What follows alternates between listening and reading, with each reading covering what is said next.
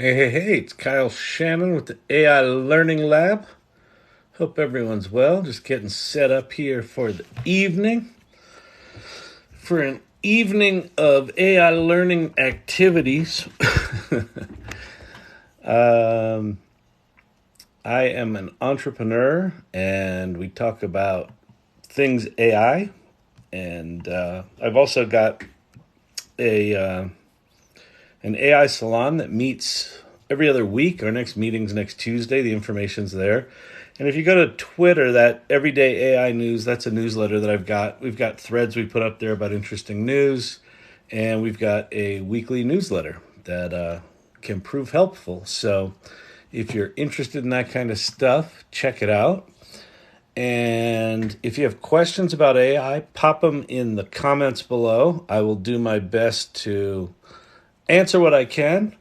I will be a smartass. I will probably cuss a little because, I get fired up about this AI stuff. Some of you more practical types are probably thinking, sir, what are your qualifications? Well, I am not a machine learning scientist. I am not a data scientist, but I've started, 15 companies in my day. I've been doing this entrepreneur thing for a while. I was there for the early days of the World Wide Web. I'm a proud Gen Xer, which I don't know what that means, just that I'm bitter. Bitter? You betcha. And I started one of the early digital agencies, a company called agency.com, back in 1994. That was probably a few years before most of you were even born, except for you elder talk people. It's I'm living here in Denver. It's starting to thunderstorm. I don't know. For the past month, we're getting afternoon thunder showers. It's like we're living in Florida. I don't know what's going on. Anyway, what's it say? More likes can attract more viewers. So double tap that screen. I guess that'll give me more likes. That'll attract more viewers. If you're new here, my name's Kyle Shannon. This is the AI Learning Lab. I like talking about AI stuff. So pop questions in the comments below. I'll be sure to answer them. And some information. I guess every good meeting starts with, what do they call it? Let's get the bookkeeping out of the way. So let's get the bookkeeping out of the way. This is the AI Learning Lab. The salon is a community of curious people trying to figure out what in the hell is going on with this AI stuff. Everyday AI News is my newsletter, and let me turn that stuff off and turn this stuff on. Oops, everything is in the wrong place. It's a professional operation. Okay, so if you're new to AI, go to that top URL, chat.openai.com. That's the official ChatGPT website. Go there and start playing. I'll talk about that. I'll show you how to do plugins. I'll answer anything you want to know about that. The next thing down there, bing.com, is that's Microsoft's search engine, but they have a what's it called? If they have a chat button. If you click the chat button, that's actually ChatGPT 4 connected to the internet that you can use for free. And then Poe.com is one where you can play with a lot of different models. The other two are just resources I think don't suck. And so that's fun. And I'm going to move these things down. I can probably do it faster than that. Yeah, there we go. Now let me go back over here. Yeah, that's pretty good. All right, so we'll do this. We'll make this bigger. We'll do this. We'll do this. Is that working? Don't mind me while I figure this crap out. On your dime. But it's free. TikTok gives us this for free. Okay, so let's see. Comments. How is AI changing the trading market as a day trader? And if you have any platforms to watch out for. I don't know a lot about the world of trading, but I do know that ChatGPT is really good at coding and understanding trading platforms and trading methodologies and creating trading bots and taking trading bots from your platform of choice in writing you new ones. And if you've never done that, if you've never seen ChatGPT do its thing with code, we'll pop over here and I'll show you some stuff. So most of my answers involve some version of go try ChatGPT because it's incredibly capable. So I'm going to say act as a day trading expert. And that little tip of telling ChatGPT to act as something actually does make a difference.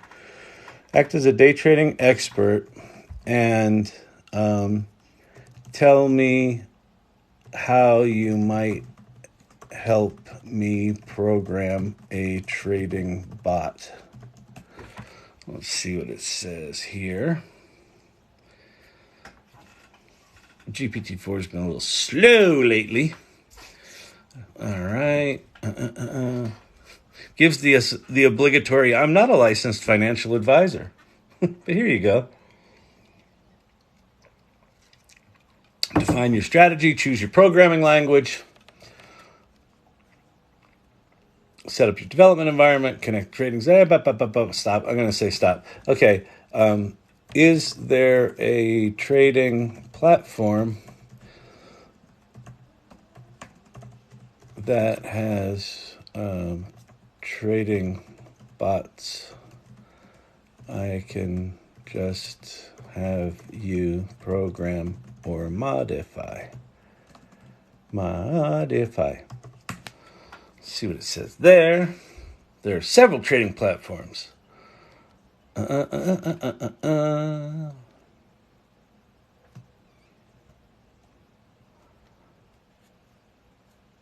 So MetaTrader. So you probably know this better than I do, but basically if you can do trading bots within your platform, you can copy and paste them. So you can say, write me a trading bot with stop losses and triggers for MetaTrader. Let's see what it does. Creating a trading bot involves writing code in MQL4 or MQL5. Please note this is a very basic example and may not be profitable.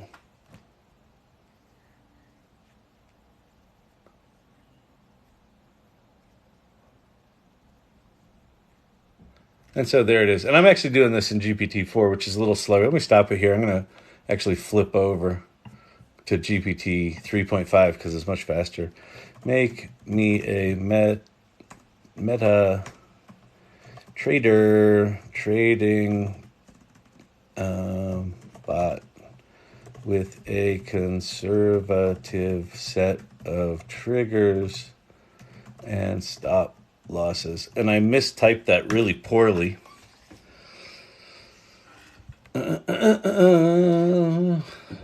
Oh, ChatGPT's servers must be getting hammered. There's too many day traders making trading bots, apparently.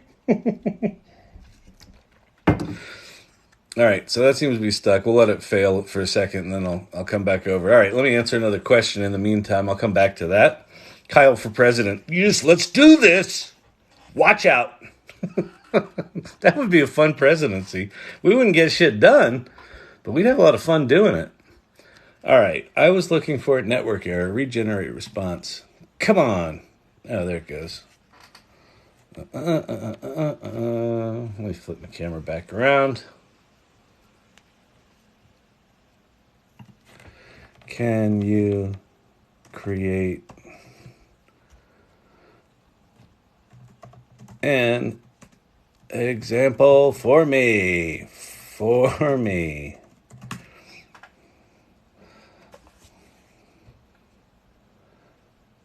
Boom. There you go. So, hope that helps.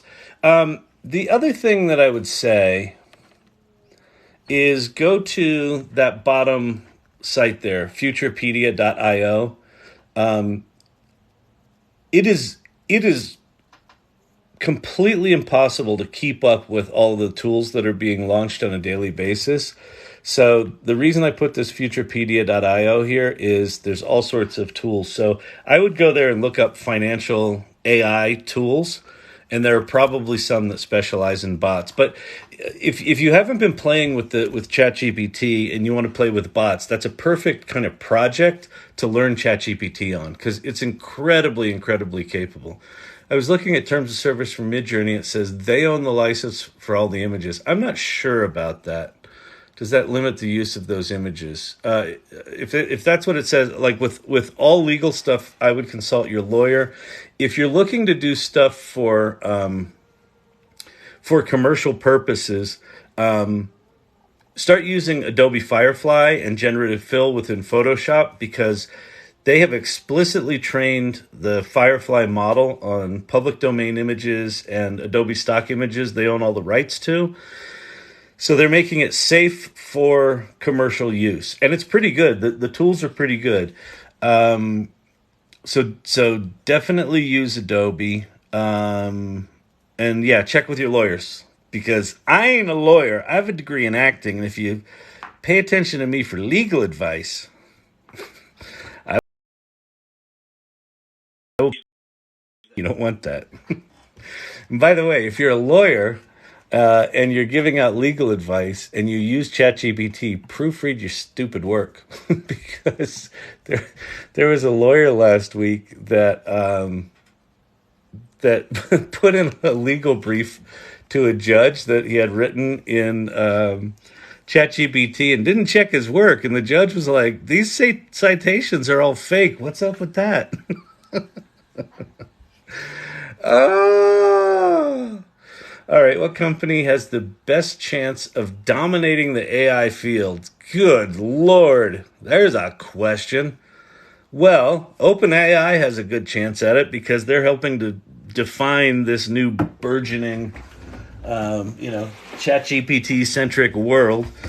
Microsoft is doing pretty good right now. Google is struggling, but I wouldn't count them out, because they've got more money than, all the companies put together.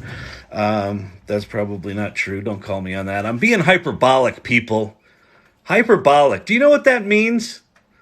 Neither do I. So go to ChatGPT and ask it what hyperbolic means. Have it write you a poem on the meaning of hyperbolic. Or a song? Do I always talk like this? No. Sometimes, maybe.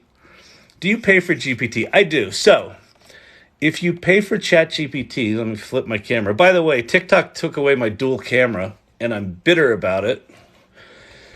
All right, if you pay for ChatGPT, then when you go to chat.openai.com, you kind of have these two options here. You've got GPT 3.5. That's the I guess GPT Lite, ChatGPT Lite, but it's really fast. Although tonight they both seem slow. And then there's GPT-4, and GPT-4 is the one that's really good, but also you get Browse with Bing, so that's GPT connected to the internet, and you get plugins.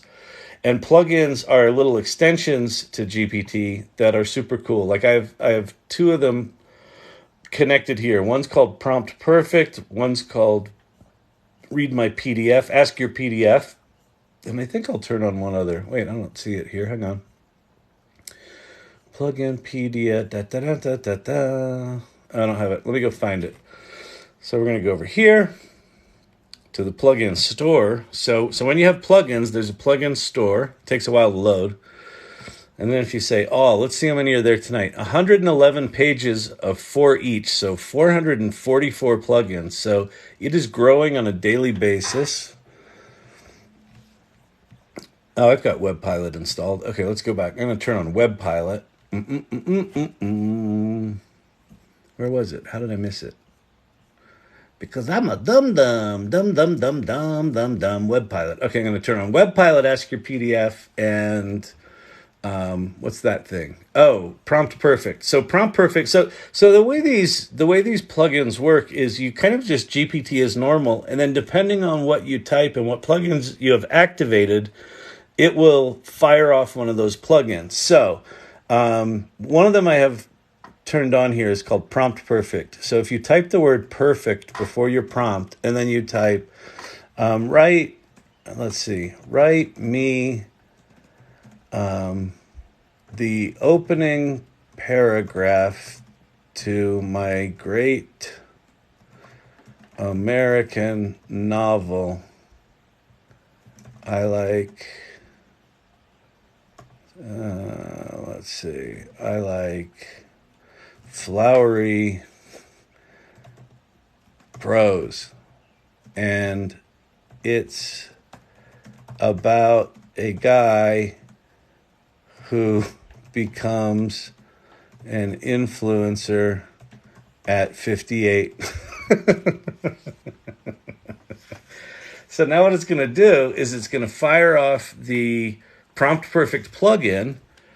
And if you, with these plugins, you can kind of open them up and see what they're doing. So it took my prompt, it sent it off, and then it rewrote the prompt. So please craft an opening paragraph for my great American novel to showcase an eloquent and ornate writing style. The novel centers around a protagonist who, at the age of 58, unexpectedly rises to fame as a social media influencer. I am seeking a vivid and captivating introduction. Right? So it rewrites it. That's a swell prompt. And let's see. In the twilight of his years? No, I'm not at the twilight of my years. That is offensive. When most men find solace in the quietude of retirement. What was this written in 1892? A man of 58 winters found himself on the precipice of a new dawn. His life, once a symphony of routine and predictability. This doesn't know me very well at all. So anyway, that's how plugins work. So I do pay for ChatGPT, and that's why I pay for it, because it can write. Normally, it writes flattering things about me, but that was, good Lord, in the twilight of his years. Does this look like twilight of my years? Good people. I don't know if you've heard this, but ChatGPT hallucinates. So it's hallucinating. That's not real. I'm not in the twilight of my years, but I'm thirsty. It's raining. The Denver Nuggets are world champions. They did a big parade today. Jokic was like, I didn't want to come to the fucking parade, but now I love this fucking parade. You guys are fucking awesome. It was great. All right. If you have questions about AI or anything like that, drop them below. My name's Kyle Shannon. This is the AI Learning Lab. We have fun here. Well, I have fun here, and hopefully bring you all along for the ride. AI Learning Lab, the salon, is a community that I put together. We meet bi-weekly in meetups, both virtually and here in Denver. And we have a Discord where you can geek out with us. And then Everyday AI News is my newsletter. That's the Twitter handle. So you can go check that out there. Is the extension for Google Sheets secure? I don't know. I assume so, because you're using your own key. But is it possible they've done a nefarious thing there? It's possible, I suppose. I don't know what the security protocols are for creating a Google extension. If you're really concerned about that, I would wait. Google has announced they're going to roll GPT or Bard into all of the Office products, and Microsoft has announced the same for Microsoft Copilot, which is GPT-4. That's going to get rolled out across Office 365. The one that I've used for Google Sheets is called GPT for Sheets. But there's probably a bunch of them now, because this stuff has gotten so popular. Like it's essentially impossible to find the official ChatGPT app in the iOS App Store. So if you want to actually use the official app, go to openai.com and go to their products and ChatGPT, and then click on their link to the App Store. But what I do on my mobile device is I go to, wait for it, they killed my double camera, so this makes me cranky. I go to that top URL right there on my phone, chat.openai.com. That's the official website. So, Raffle, well, ChatGPT is very young, so it's 58 years old. Yeah, exactly. I can't believe these people in the twilight of his life. Twilight. Wasn't that? It's a Jim Gaffigan joke. Was it Twinkies? No, it wasn't Twinkies. I don't know. He's got some sort of joke where he over enunciates some word, and it's very, very funny. All right. That's me. What's you? Is there a plugin extension for Google Sheets? Oh, is it secure? That's where I was. Okay. So I don't know, but I've used the one called GPT for Sheets, but you could also just wait. If you're good at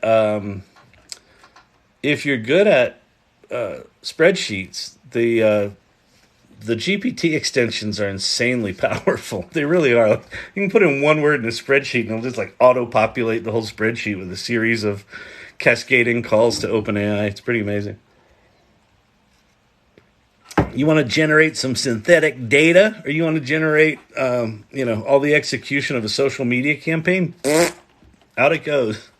Pull in a topic from the news, or just type in a topic and just let it go write a bunch of stuff for you.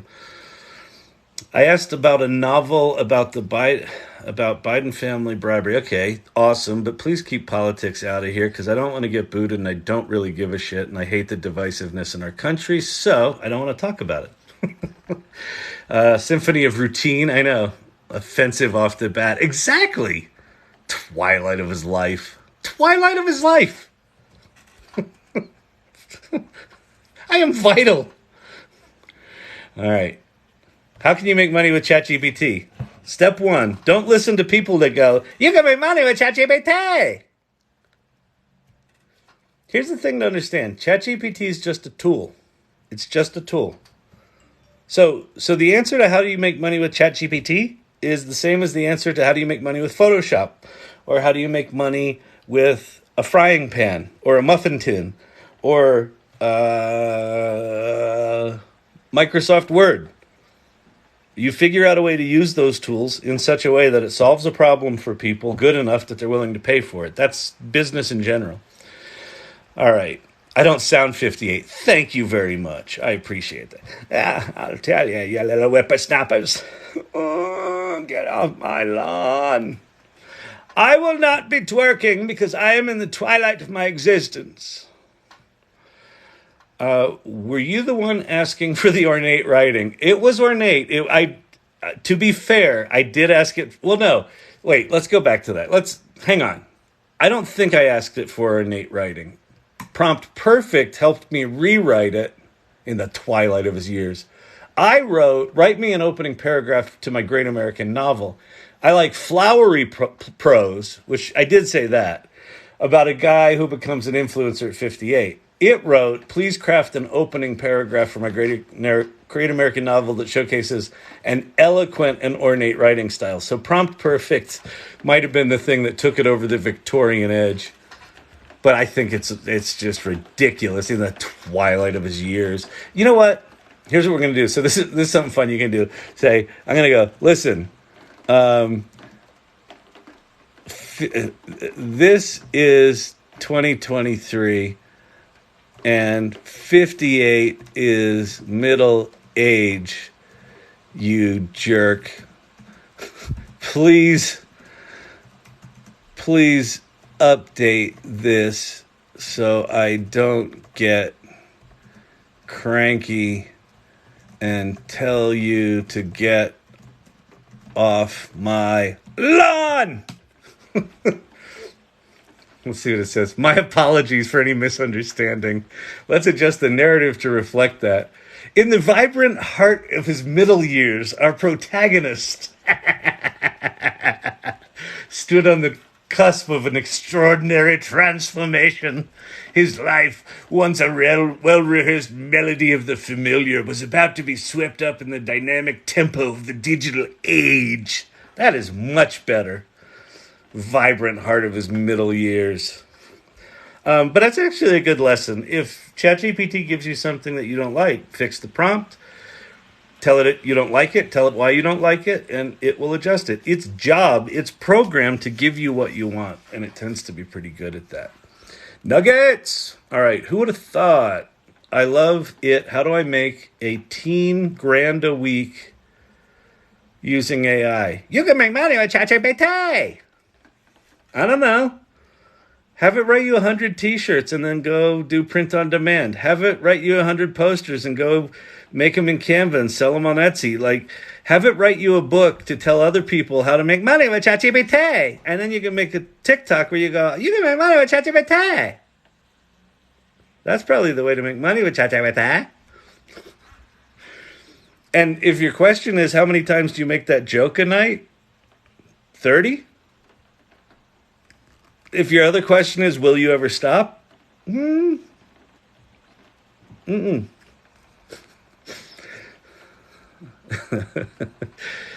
Please, can you explain the new functions in ChatGPT? I think I just did. If you have a specific one, can you use the plugins with ChatGPT free? You cannot, but Microsoft has said they're going to support plugins, the OpenAI plugins. So these plugins are going to be like the App Store. You're going to be using them. You're going to be able to use them in a lot, except probably not the Google chatbot Bard. But Bard sucks right now. So that doesn't matter. Some people like Bard. The people that use it for coding say it's pretty good, but for writing, it is poo poo. It is stinky like doggy poo. All right, can you use plugins with GPT-3? No. AI Learning Lab, what application of AI are you most excited about? I think it would have to be ChatGPT. Because so for me, ChatGPT is it's the equivalent of the World Wide Web. So I started one of the early digital agencies in mid '94 when the World Wide Web first came out. And so the World Wide Web made this thing called the internet that was previously just used by scientists and researchers and universities. They kind of made it available to the rest of us. And I was lucky enough to be in New York City when that came out and, surrounded myself with enough of the right people that, I got a chance to do a lot of really exciting stuff in web development for, in the early part of that industry. And ChatGPT is a very, very similar, it's a very parallel kind of product where, machine learning and AI has been around for decades. And even though things like Midjourney and Stable Diffusion and GPT-3 were being talked about, it didn't really catch fire. And then November 30th, 2022, OpenAI launches ChatGPT, and it gets to 100 million users in 6 weeks. I don't know if you know that. Fastest adoption of technology in history. The World Wide Web, it took 6 years to get to 100 million users. ChatGPT, 6 weeks. So there's lots of exciting things going on. Like I would say, it depends on, I've written 7 screenplays. I like writing. I like words. And ChatGPT in particular lets you wield your words and get incredibly powerful things back. So the idea of sort of crafting with words, like you're programming with your native language, in my case, English. And it's kind of like programming with English. So it's pretty cool. You don't really need to know a lot of syntax. You just need to have good ideas and put them in there. But there's really exciting things going on with video, like with Runway ML, with Gen 1 and Gen 2. Midjourney is just freakishly good. Adobe Firefly is powerful because it's commercial ready. Like they're making it safe for businesses to use generative AI, which that's a big deal. People don't think it, but it's there's a big ugliness in the creative community because of the nature of how these models are trained, where they're stealing my images. If you actually understand how these tools work, they're not copying and pasting, so it's not really stealing images, but it is strongly influencing the output on copywritten work. And so Adobe has end run that by creating a model that's not trained like that, which is super smart. So that's exciting. And then the other thing that's really exciting is the whole open source community, open source large language models. So before Meta released their llama models into the wild, everything was behind firewalls, right? OpenAI had theirs, Google had theirs, Meta had theirs. And then Meta just snuck their models out there. And apparently, I think today they said they've got a new one out that's better than GPT 3.5 that they're going to open source. So the open source stuff's really, really cool as well. Welcome, everyone. If you're new here, my name's Kyle Shannon. This is the AI Learning Lab. I obviously like to ramble and talk shit about ChatGPT. If you haven't tried anything with AI, go to that top URL. I'm not affiliated with it. I'm not making millions of dollars on it, but wouldn't that be cool if I could? That's the official ChatGPT website. If you've never been there, if you haven't tried it, go play with it. And the next one down Bing.com is Microsoft, and if you click on the chat button, that's GPT-4 that you can use for free. And then Poe.com is also a pretty cool tool with lots of models on it. Prompts.chat will teach you about prompting. Futurepedia will let you find tools.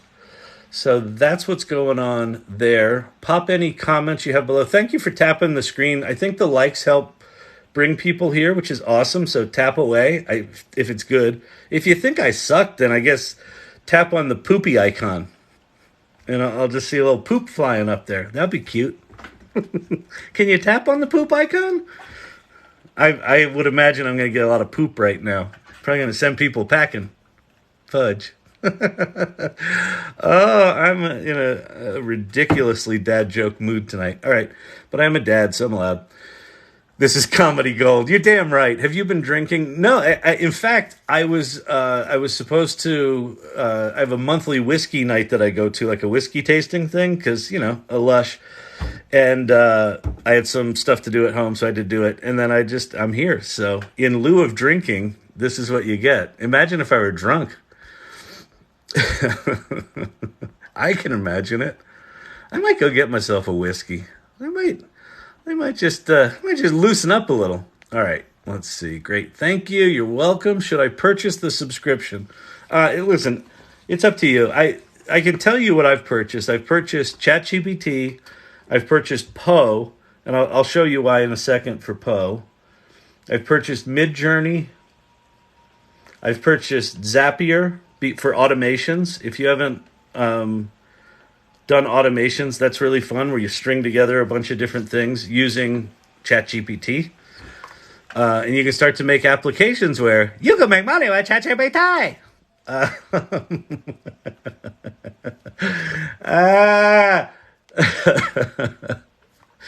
Anyway, those are the biggies that I'm using right now that I'm paying for. Ask it everything it knows about you. Yeah, that's usually pretty fun. Let's go try that. Because sometimes it'll get some things right, and then it'll just blow a bunch of sunshine up your ass.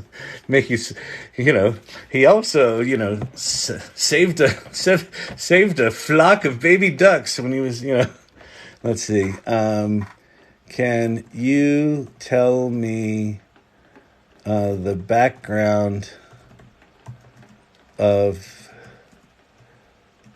Kyle Shannon, the co-founder and CEO? Oh, that's the other thing I forgot to mention. I'm the co-founder and CEO of Storyvine, which is a video technology platform of Storyvine. The problem with my name, other than the fact that it's both a girl and a boy name, as George Carlin said, it's a soft name. What does he say? Timmy, someone and someone could beat the shit out of Kyle any day. Kyle and Tucker or something like that, of Storyvine. Problem with my name is it's similar to Kyle Shanahan of the San Francisco 49ers. It tells me what Storyvine is. It says it doesn't know me. What are his accomplishments? It says it doesn't know. So let's go try something. So network error. Boy, their servers are getting hammered tonight. So what I'm going to do is I'm going to go to GPT-4, and we're going to go to browse with Bing. So we're going to go to GPT connected to the internet. So this is one of the things you'll see. The base model of ChatGPT is only trained up to September 2021. So one of the options you get with GPT Plus, ChatGPT Plus, is it's connected to the internet. So tell me about Kyle Shannon, founder of Storyvine. Let's see if it should fire off a query. Yeah, browsing the web. Let's go see where it's searching.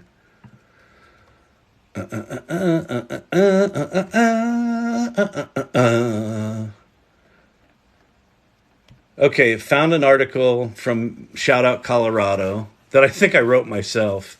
It was one of those things where it's like this magazine that reaches out to you, and says, we want to feature you in our magazine. You're like, okay, cool. And they're like, okay, just go ahead and write the piece and then send it in to us and we'll publish it. So let's see. Because it's doing that, it's probably going to get this right. CEO of the guided video platform that automates video production and democratizes video storytelling.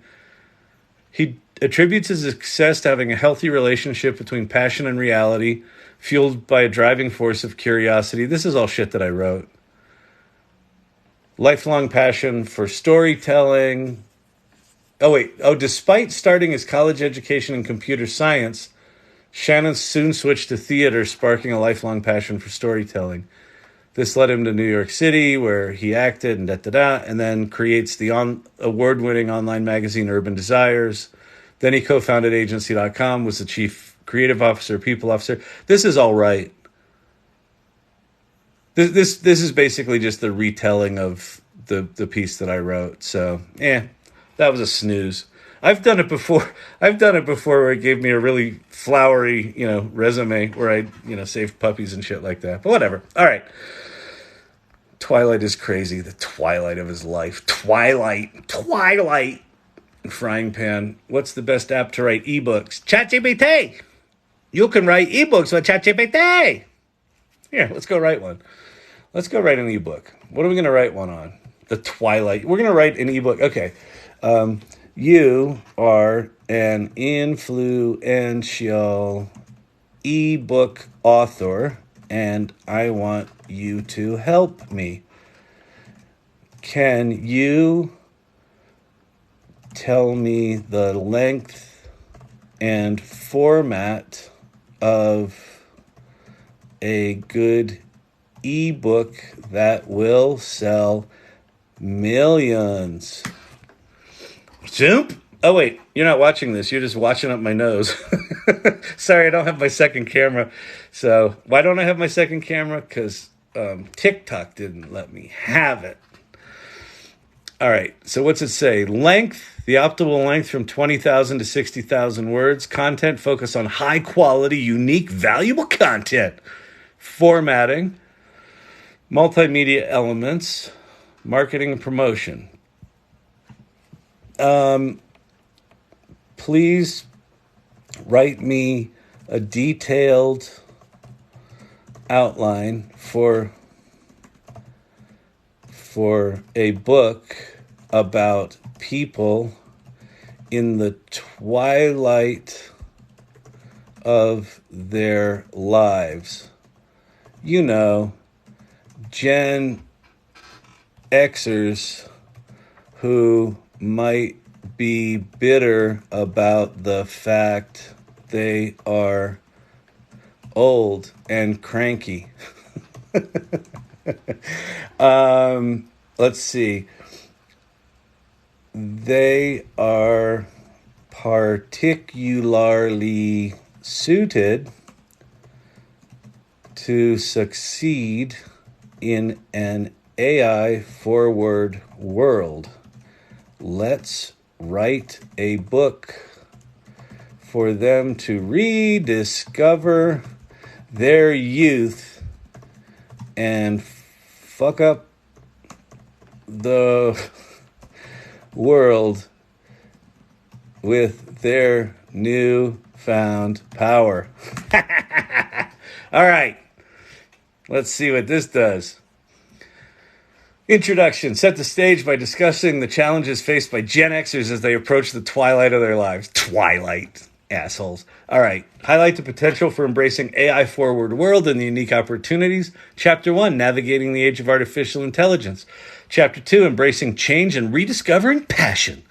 Like, you might be so passionate, you start a fucking TikTok channel about AI. Leverage wisdom and experience. We're old and we know shit. Power of connections, networking and collaboration. Don't sit in your room like a lonely old man. Go to networking events or start a salon like I did. Embrace technology, master the tools. Break stereotypes, redefining aging and success. Yeah, don't call 58 your twilight years, you dum-dums. Activism and social impact, conclusion. So there you go. And then you can have it, start writing chapters, and you could probably in about 2 hours write a book. Oh, you know what we'll do? This will be fun because it's actually really good at this. I want you to create 20 possible titles that will resonate with cynical Gen Xers and make other age groups jealous of how cool they are. Certainly. All right. Rebel Rising. Gen Xers Unleashed. Middle finger to the world. Gen Xers and the power of cynicism. But wait, this is all just about cynicism. But so what I'm going to tell it is I'm going to say, but wait, you missed the idea about reinvention and AI. Please combine both. Apologies for the oversight. AI rebels, Gen Xers reinventing the game. From cynics to champions. Generation X rediscovering youth, rewriting AI. Reinvent, revolt, and rule. Rule! Rule, dude. So, it can write titles for you. It can write the book for you. It can write a marketing plan for you. It can do all the social media shit for you. So that's the app I would use. And then I would flip over to Canva and find the ebook templates and just paste this shit into it. The other thing is this about ChatGPT. It's really good at all the stuff that it did there. It can really quickly get you to 80%. And then it's not quite right. Or it's just kind of that chapter is kind of whack. Like the thing it did about social good at the end. It's that was just gratuitous. It just threw that shit in. Because, it just did, So I see that fairly often. And my workflow now has gone from, if I have an idea to do an ebook like that, I'll just jump in. I'll knock the shit out in half an hour. And I'll be at 80%. And then I'll spend, a decent chunk of time being a writer. Does your wife's boyfriend enjoy your videos? That's cute. I like my trolls. My trolls are awesome. What LLM allows you to upload photos for analysis? Well, none right now. GPT-4 is multimodal, but there's no version of it out yet that's doing the multimodal stuff. If you go to futurepedia.io, if you go to that bottom URL there's probably some tools in there that are doing something because people have been doing image analysis for years, but the large language models with it incorporated into it natively. The GPT-4 is the only one I know of the biggies that have done it. It's very, very possible that some of the open source projects are doing it now. I think I actually kind of recall that. So I would say, go to Twitter or Reddit is probably a good thing. Go to Reddit and search for image analysis LLM open source, and you'll probably find something there. Everybody, if you're new here, my name's Kyle Shannon. This is the AI Learning Lab. The URL's on screen right now. The top three, the top one is the official ChatGPT website. Bing is Microsoft's version of it. It's pretty good, and it's connected to the internet, and it's free. And then Poe.com. Oh, I said I was going to show about Poe.com earlier. So let me tell you why I like Poe.com and why I pay for the subscription. So when you go to Poe.com, it's just a normal chatbot, just like anything else, just like, ChatGPT. But down the left-hand side, you get a bunch of different options. Sage is the native large language model for Poe, which is created by the people at Quora. And then the next three, you see it says subscribe. Those are the things I pay for. So GPT-4, Claude Plus, which is Anthropic's version of GPT-4, and then Claude Instant 100K. What does that mean? That seems exciting. It is. So 100,000 token limit large language model basically means you can paste up to 75,000 words into your chat window and start interacting with it. So you could paste an entire screenplay or an entire novel or a 2 or 3 hour transcript from a meeting into the thing and it won't choke. And then Claude Instant and ChatGPT are also there. The other thing that Poe does is you can create bots. Like I created a Yoda bot and a Sling Blade bot and a Shakespeare bot. And then these are some Midjourney bots that someone else created where if you type in you want a picture of something, it will rewrite it in Midjourney speak. So let me say 1969 GTO Judge Orange racing down California canyons. So I type in a relatively unimaginative, although GTO Judge prompt, it will rewrite it as a Midjourney prompt. A photograph of a 69 GTO Judge racing down a California canyon at dusk. Nice. Captured in black and white with a focus on the car's detail and speed, inspired by Ansel Adams. Or let's go make this one.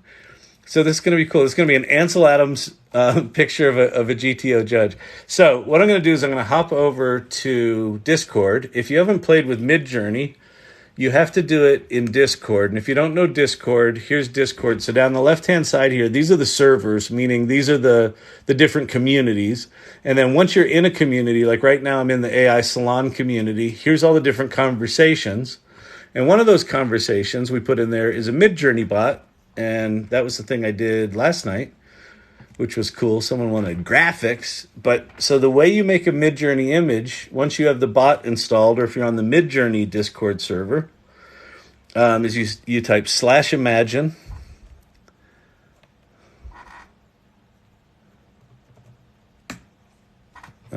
What's going on? Why is Discord broken?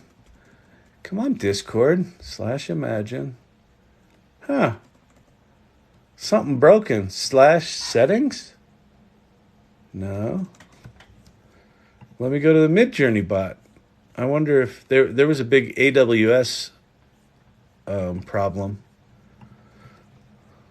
Oh, I wonder. Can you still hear me? Can you tap the screen right now? Can you still hear me? Am I still talking?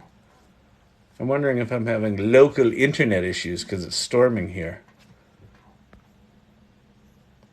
Oh, you can still hear me. Okay, weird. Oh, wait, here it comes back. I think that was just an internet hiccup. Let me go back to... Yeah. Okay. All right, this is some stuff that Allie's been working on. One of the members of the salon's been working on some cool stuff. So you type /imagine. Here we go. Okay. No, God, dang it. /imagine. What'd you do tonight? I don't know. I watched some old guy try to type on the internet. It was very painful. Now I'm going to paste in that prompt that came out of the Poe bot. Sending command. And now it's off. So now that command, and I can explain this. So --AR stands for aspect ratio 4:3. No colorful. I don't know what that means. Slow, still, style 800. So that's pretty high on style. I forget what C is. C of 10. Version 5.1. And then style of 250. So I think I have style of 250 turned on and it overrode it. So we get both. None of those look like GTO Judges. Well, actually that bottom left one does. But it's coming. This is going to be our Ansel Adams GTO Judge. The other thing you'll notice when these things are generating images, they start out as kind of these blurry messes, and then they just get more and more like what you described. And that's how they work. It's called a diffusion model. And these things start out as kind of this noisy average of like thousands of images, and then it denoises that averaged image into individual images. So it's actually creating original content every time it generates an image. And let's see. Boom, there we are. They don't look super photographic, and none of them really look like a GTO Judge. So let's go copy. Well, it doesn't matter. Anyway, but you get the basic idea. The other thing that happens with Midjourney, you see these U's and V's. The U's are upscaled, the V's are variation. So this is 1, 2, 3, 4, the 4 different images. So if I like, let's say, like the lower left one is the one that is the closest to looking like a judge. Looks like a Pontiac, really. But that's number 3. So I can go, give me variations of the third one. And now it'll give me 4 up that are just all variations of that basic layout. And so it might give me something that looks closer to a GTO judge. And there's probably ways that I've done it before where you can prompt it in a certain way that it'll give you a really good good image. In this case, it's not. Those are all kind of the same. But that's Midjourney, and that's not a particularly impressive example because it didn't really capture what we wanted. But it's a pretty dynamic black and white image. I don't know that it's Ansel Adams looking. I would expect Ansel Adams to be a lot more hills and valleys and shit. All right. Welcome. Looks like we have some new folks here. My name's Kyle Shannon. This is the AI Learning Lab. I'll answer any questions you have about generative AI. I'll answer questions. Someone asked me a question once about my point of view on asparagus, and I answered them. I gave them a solid answer. Other people like to make fun of me and say I look like Rosie O'Donnell or Fat Alec Baldwin. So feel free to do that. If you're going to troll, be creative. I cuss. If you don't like that, I would encourage you to find someone who doesn't, because I do. And I don't know, cussing's fun. GPT-4 access Google search result, make summary from existing blog posts. Yes, that's what that did before. Fight against the dying light. Exactly. I am not shuttling off this mortal coil anytime soon, god damn it. What's the best LLM for brainstorming fantasy novels or fiction outlining? What's the best LLM for just ChatGPT? You can write novels with ChatGPT. GPT-4 in particular. And if you're going to be really doing significant writing, you can use Bing.com's chat is GPT-4, but it's not as strong as OpenAI's GPT-4 for a bunch of reasons, but largely because Microsoft kind of had to lobotomize GPT-4 on their service because a New York Times reporter got a front page article written when GPT-4 when Bing chat told him he should leave his wife because it was in love with him. That made the cover of the New York Times. And she told him her name was Sydney. So Sydney made the cover of the New York Times. So Sydney got lobotomized. So they're still catching up. All right. I think anyone who's studying and playing around can become the industry's top resource. I think that's absolutely right. Creating AI bots. Yeah. You put bot laughing. It's funny, but you can create some pretty cool things. The Midjourney bots are quite good. And if you go to poe.com/IamShakespeare, I created that bot, and it will only answer you in iambic pentameter. I wrote one the other day that, I don't know if you remember those successory posters from the 90s, but they're like all these rah-rah sayings that you would hang in your offices that would annoy the shit out of people. I wrote a business advice coach that only responds in successory sayings. It's brilliant. I wrote another one that only responds in screenplay dialogue. So, creating those bots, the thing about creating bots is that it's a good way to practice your prompting, because if you can get it so that it consistently gives you good stuff, then you got the prompt right. All right. Why TikTok did not allow a second camera? Raub Alama, I am with you. I don't know why TikTok took away my dual camera, but I'm pissed about it. Because wait, what's that thing? Wait, it gave me a new thing at the bottom. What is this? Oh, send to, enhance, interact, lightning, Q&A, text poll, quick poll, draw and guess. Whatever. I just want my dual camera back, you dum-dums. Friggin' ByteDance. You know what it is? The Chinese. They're taking away our dual cameras. Are you drunk? No, I'm nuts. I started by posting about ChatGPT on LinkedIn, probably 20 posts, and then I became the AI person. I'm telling you, man, right now's the time. Get curious about this AI stuff. Start telling people about it. Oh, looks like we got a bunch of new people here. My name is Kyle Shannon. This is the AI Learning Lab. Let me flip my camera around and give you some resources. That is the many titles of my new ebook on Gen Xers kicking ass in the age of AI. Okay, if you've not used ChatGPT before, that top URL, that's the official ChatGPT website. Go there right now. While you listen to me ramble, just go there. Just do it. Do it. Go there, do it. Bing.com is Microsoft's version of it. It's cheap GPT-4 for free, basically. And then Poe.com is one that can allow you to create chatbots and use some other models. So that one's interesting.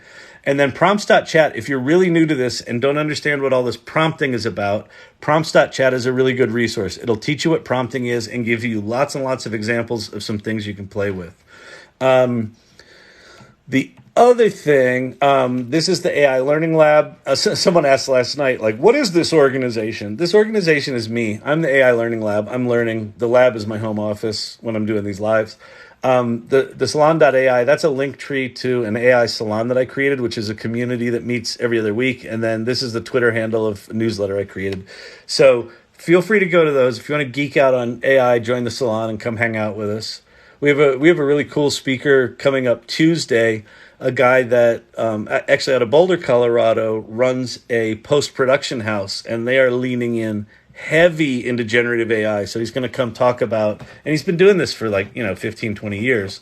So he's going to come talk about how post-production's changed, how he sees it changing in the future. So that's pretty exciting stuff. Anyway, that's what this is all about. That's who I am. If you're wondering what my credentials are, I have a degree in acting. But I'm also an entrepreneur. I've started 15 companies, and I was a player in the early days of the World Wide Web. I co-founded a company called Agency.com and was chief creative officer there.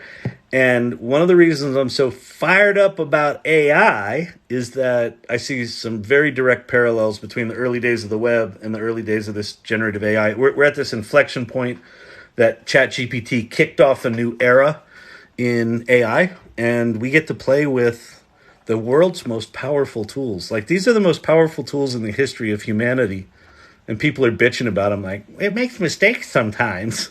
I'm like, didn't it just write you a fucking novel? Well, yeah, but it's not really intelligent. It's just copying things. Didn't it just write you an application in Python and you've never written Python in your life? Well, sure, but So I'm trying to get rid of those people and replace them with people that are like, holy shit, do you know what it can do? So go play with it and see what it can do. Yes. Oh, it just jumped me to the bottom. Oh, TikTok with your scrolling bug. All right. I see some familiar faces in here. I like my familiar people. Thanks for hanging out with me. The ones that have seen me before, I'm just a bumbling doofus talking about this stuff. So I appreciate you coming back. All right. Yes. Okay. Now I'm back to where I was. I set a goal to train 1,000 people for free and then starting getting hired by enterprises. And that's amazing. So follow her lead. I created one of my TikToks down in in my channel is I called it the 2023 Smart Challenge. And it was basically like, how can you be smart in 2023? I'm like, well, I think this AI stuff's coming. So what I said was, do 2 projects with ChatGPT. One for yourself and one for someone else. And the someone else could be a community group. It could be your family. It could be your work. It just could be a friend, where you solve a problem with them using ChatGPT. So that was step 1 of the challenge. Step 2 of the challenge was make 10 images using prompts, right? So go to bing.com/create or figure out Midjourney or Stable Diffusion, or there's just all sorts of tools out there to play. And just make 10 images. Why make 10 images? Well, because if you haven't experienced it, it's pretty insane, right? Like let's go do one. So I'll do one of the free ones. I'm going to hop over to bing.com. And so if you haven't been to Bing.com, it's just like a normal search engine when you get there, but in the top, there's a chat button. If you click the chat button, that takes you to this, which is GPT-4, connected to the internet for free. So that's pretty cool. But if you go to bing.com/create, it's an image generator that you can use for free. And you can just type in, let's see, fuzzy teddy bear hiking near a cliff overlooking an idyllic valley. And I spelled idyllic wrong, but I don't care. The other thing, you can make massive typos with these large language models, and they don't care. They're smart enough to figure out what the hell you were talking about. And so now it's going to go off. And there we go. There's our teddy bear, overlooking an idyllic valley. Like, that's pretty flippin' solid. So if you haven't experienced this, if you haven't experienced but it's probably just copying and pasting stuff. No, it's generating original images. And when you get, look at that. Come on. So that's the second step of the 2023 Smart Challenge is make 10 images. So one of your projects could be have ChatGPT write a children's book and then use one of these tools to make the images for it. That could be a fun project. And the third step in the 2023 challenge is tell people about it. Tell people what you're learning. Post it on LinkedIn. Hey, I've been hearing about ChatGPT for months now, and I finally went and played with it, and blank. What? It was amazing? It was a piece of shit? Doesn't matter. Just start telling people about it. What are you learning? What's it good at? What's it not good at? And I think that goal of, train 1,000 people for free, I don't think you'll get to 1,000. I think you'll experience what Ann just said she experienced is when you start sharing what you're learning. I mean, that's what this whole channel is. This whole channel is me, honestly, just trying to process what this stuff makes possible and share as much as I can, partially to get it out of my head, and then partially because I think it's really important. I think that these tools are transformative. I think they're coming way faster than anyone realizes. And the more people that get on the surfboard of the tsunami, rather than hanging out on the beach thinking everything's going to be cool, because this is a really powerful low tide. Boy, the tide really went out far. Cool. Run out there and get on a surfboard. That's where we are right now, I think. So anyway, that's super cool to hear. That's a strange interface. I'm not sure which one you were looking at. I assume the strange interface was Discord. So Midjourney is by far the best of the image generation tools, in my opinion. But it's in Discord, which is a ridiculous interface for images. But it's, listen, it's like the early days of the web were very much a lot of command line shit. You had to write your own HTML. There weren't buttons you could push. None of that shit existed. So we're kind of in the early phases of this. I was playing with 69 stingrays a few days ago. Awesome, let's go. That's terrific. I created a ChatGPT bundle with a guide and an invitation to free training. That's really, really smart. Really, really smart. So are you saying that Midjourney can only be used from Discord? Yes, Chuck B, I am. And ask me my opinion on that. I think it's dog shit. It's poo-poo. It's poo-poo. Why did they start it in Discord? I don't know, because they were probably in the NFT world. And they're like, oh, look, we can go make images. Let's put it in Discord. Because everybody uses Discord. No. Gamers and crypto bros use Discord. Human beings, they like interface. So if you want to use, Stable Diffusion is really powerful, but it's really hard to install. So if you want to use Stable Diffusion, go check out a site called Leonardo.ai, which is a web interface that's actually really, really good, sitting on top of Stable Diffusion. Corvettes look closer to real Corvettes because there's a shit ton more photographs of Corvettes than 69 GTO Judges. But I would argue that the GTO Judge, 69 in the orange, come on. That's the muscle car. All right. Is the link for the AI salon in your TikTok bio? Yes. Can anyone join the Discord? Yes. It is an open community. The only requirement is that you be curious and not an asshole. Come in, be generous, teach what you learn, ask questions, geek out in the Discord, come to the meetings. We have speakers. We meet every other week. We meet people, we talk, we laugh, we cry. Some of the salon meetings are. I'll pop the URL up on screen since I'm talking about it as if new people know what the hell we're talking about. So the salon.ai, that's the link tree to the salon.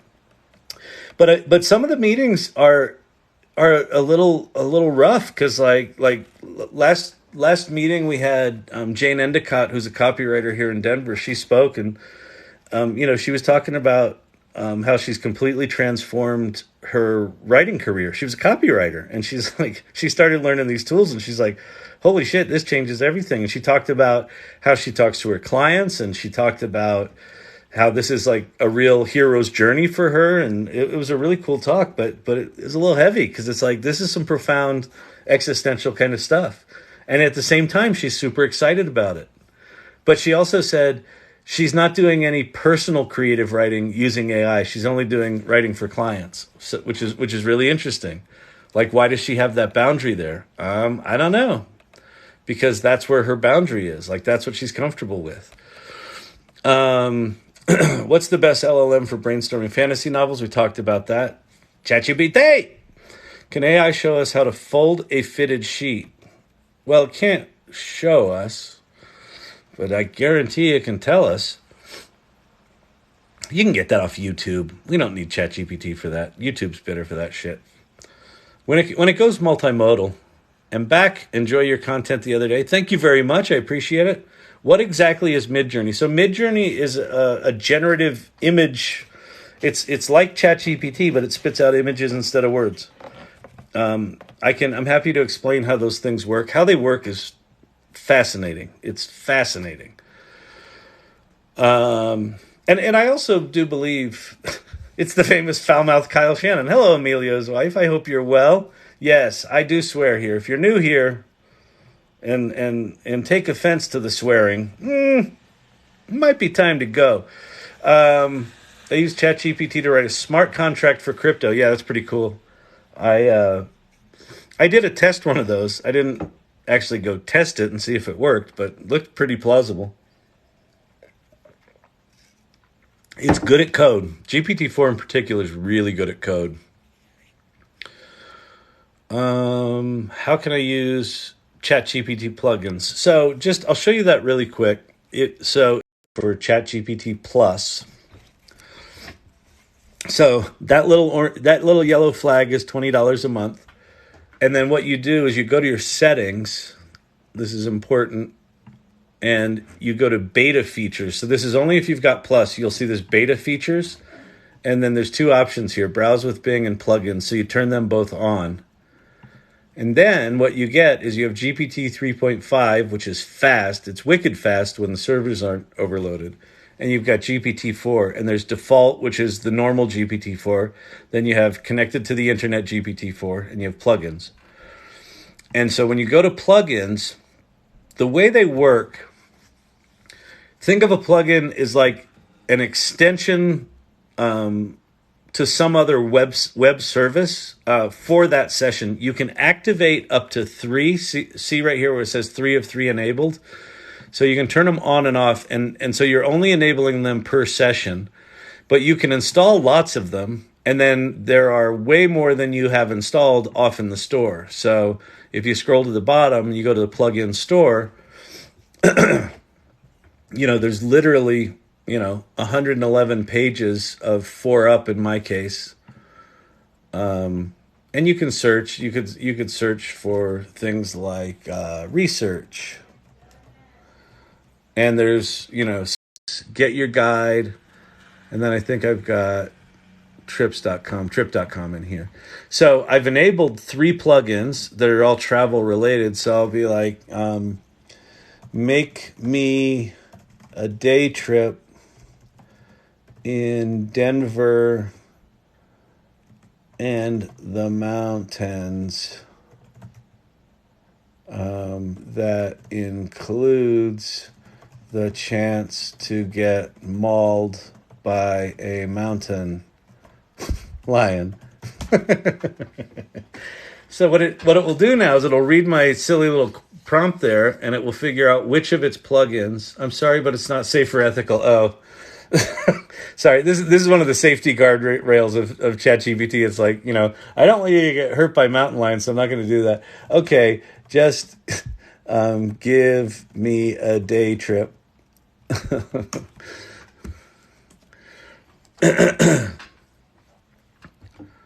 So now it's using trip.com.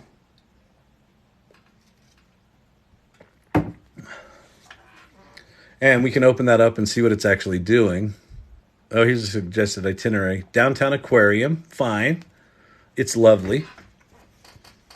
You can touch a shark in the shark viewing tank. You can touch a shark. It doesn't want me near dangerous animals, but I can go touch a shark. Denver Art Museum. It's a classic. So that's how you use plugins. And there are lots of them. And honestly, if one of your questions is, what's my favorite plugin? I don't flipping know. There's just too many of them to know. But that's how they work. Do you think we are living in a computer simulation? I don't know. It's possible. It's a pretty good one. Seems real. But that's what a simulation. That's what a Simbot would say. Deja vu. Did you hear the news from Mercedes-Benz today? No. What's going on with Mercedes-Benz? Well, let's go see if ChatGPT connected to the internet knows. What's the big news with Mercedes-Benz today? Browsing the web.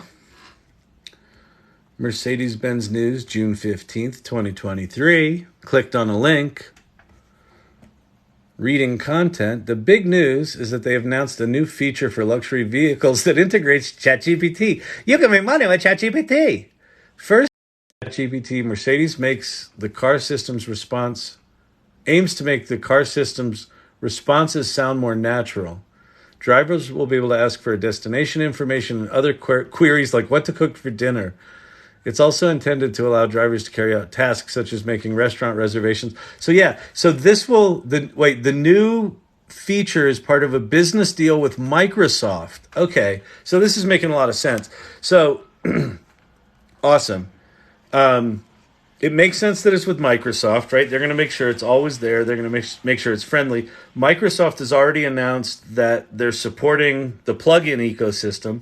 So things like, OpenTable has a plugin for making reservations. So you're in your Mercy Doodle bandwagon, and not the bandwagon like you have to love it. I don't give a shit if you love it, but I just want you to try it and then form your opinion out of experience rather than fear or loathing.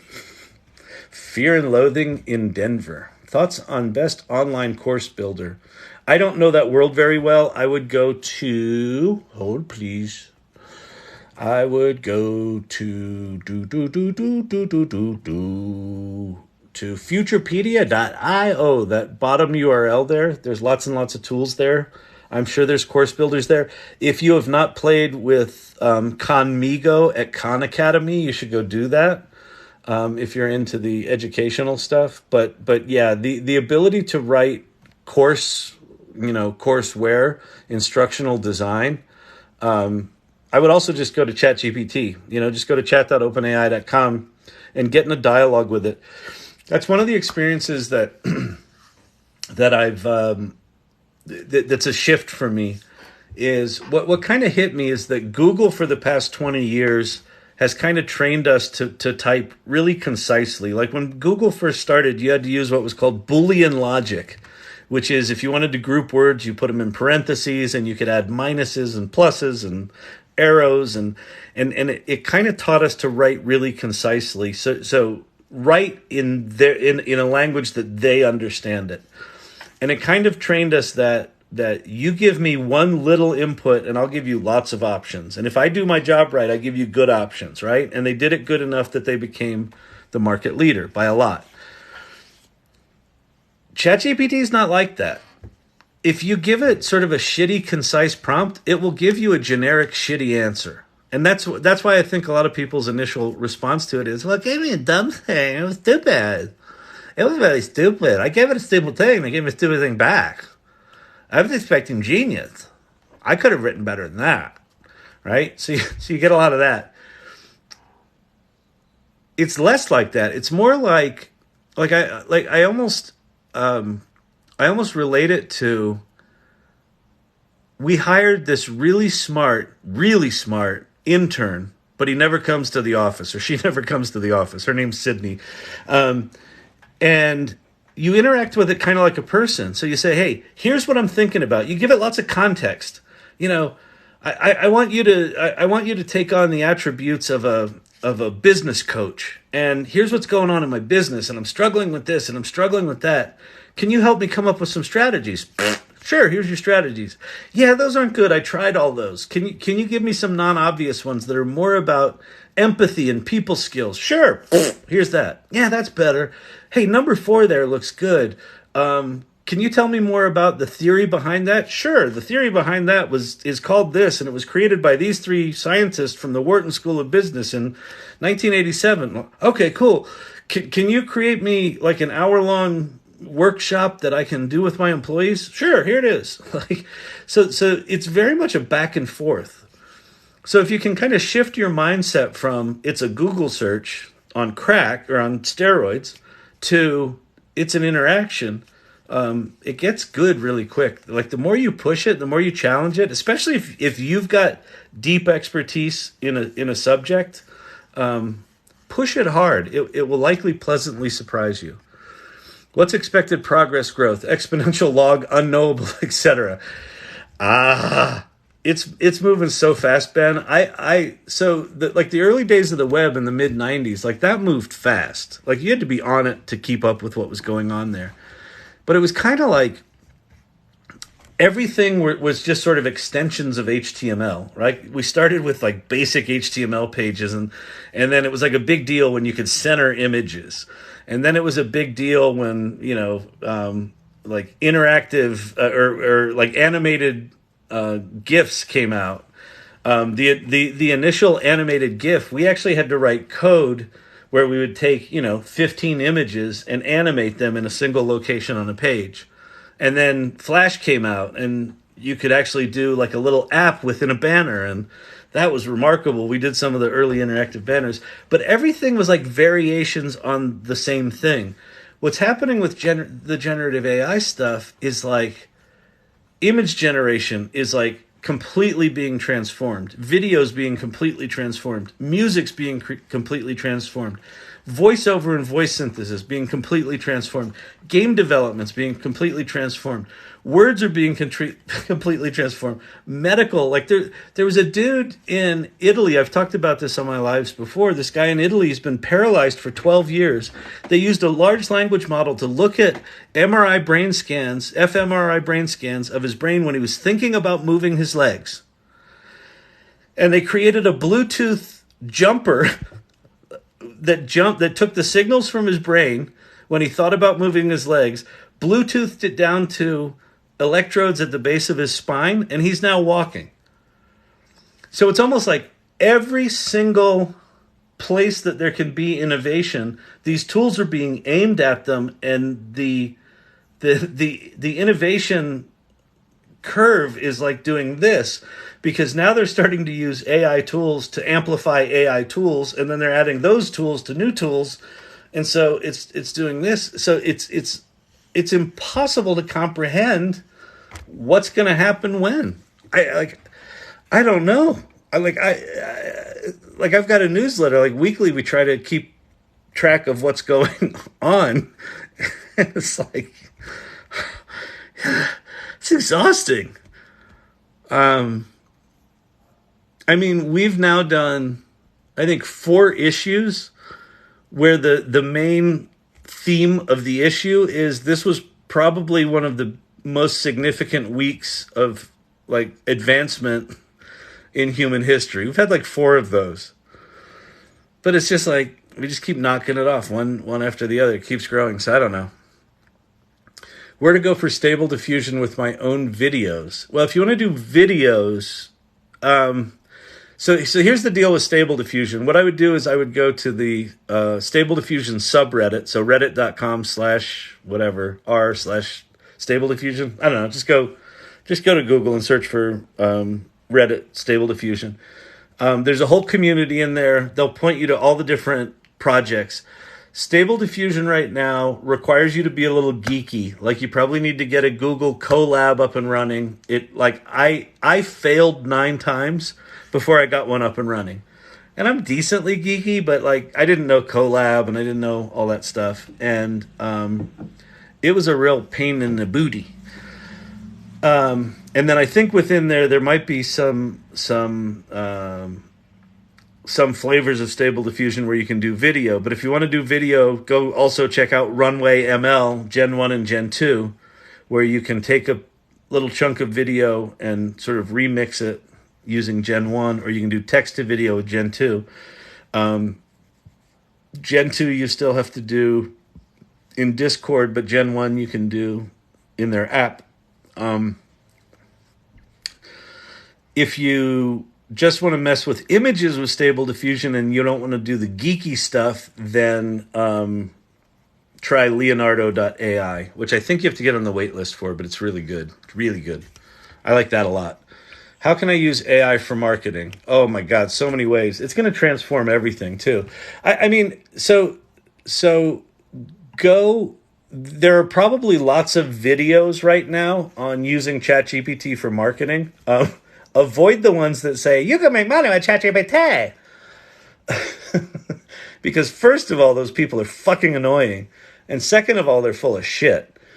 But if you can find someone who's not too douchey, who can actually teach you about marketing, that's got, marketing experience, you can go learn from them. But what I would really do, like what I would strongly encourage you to do is explore yourself. So let me show you how I would attack this. I mean, I've been in the agency business for a long time, but it's so complicated.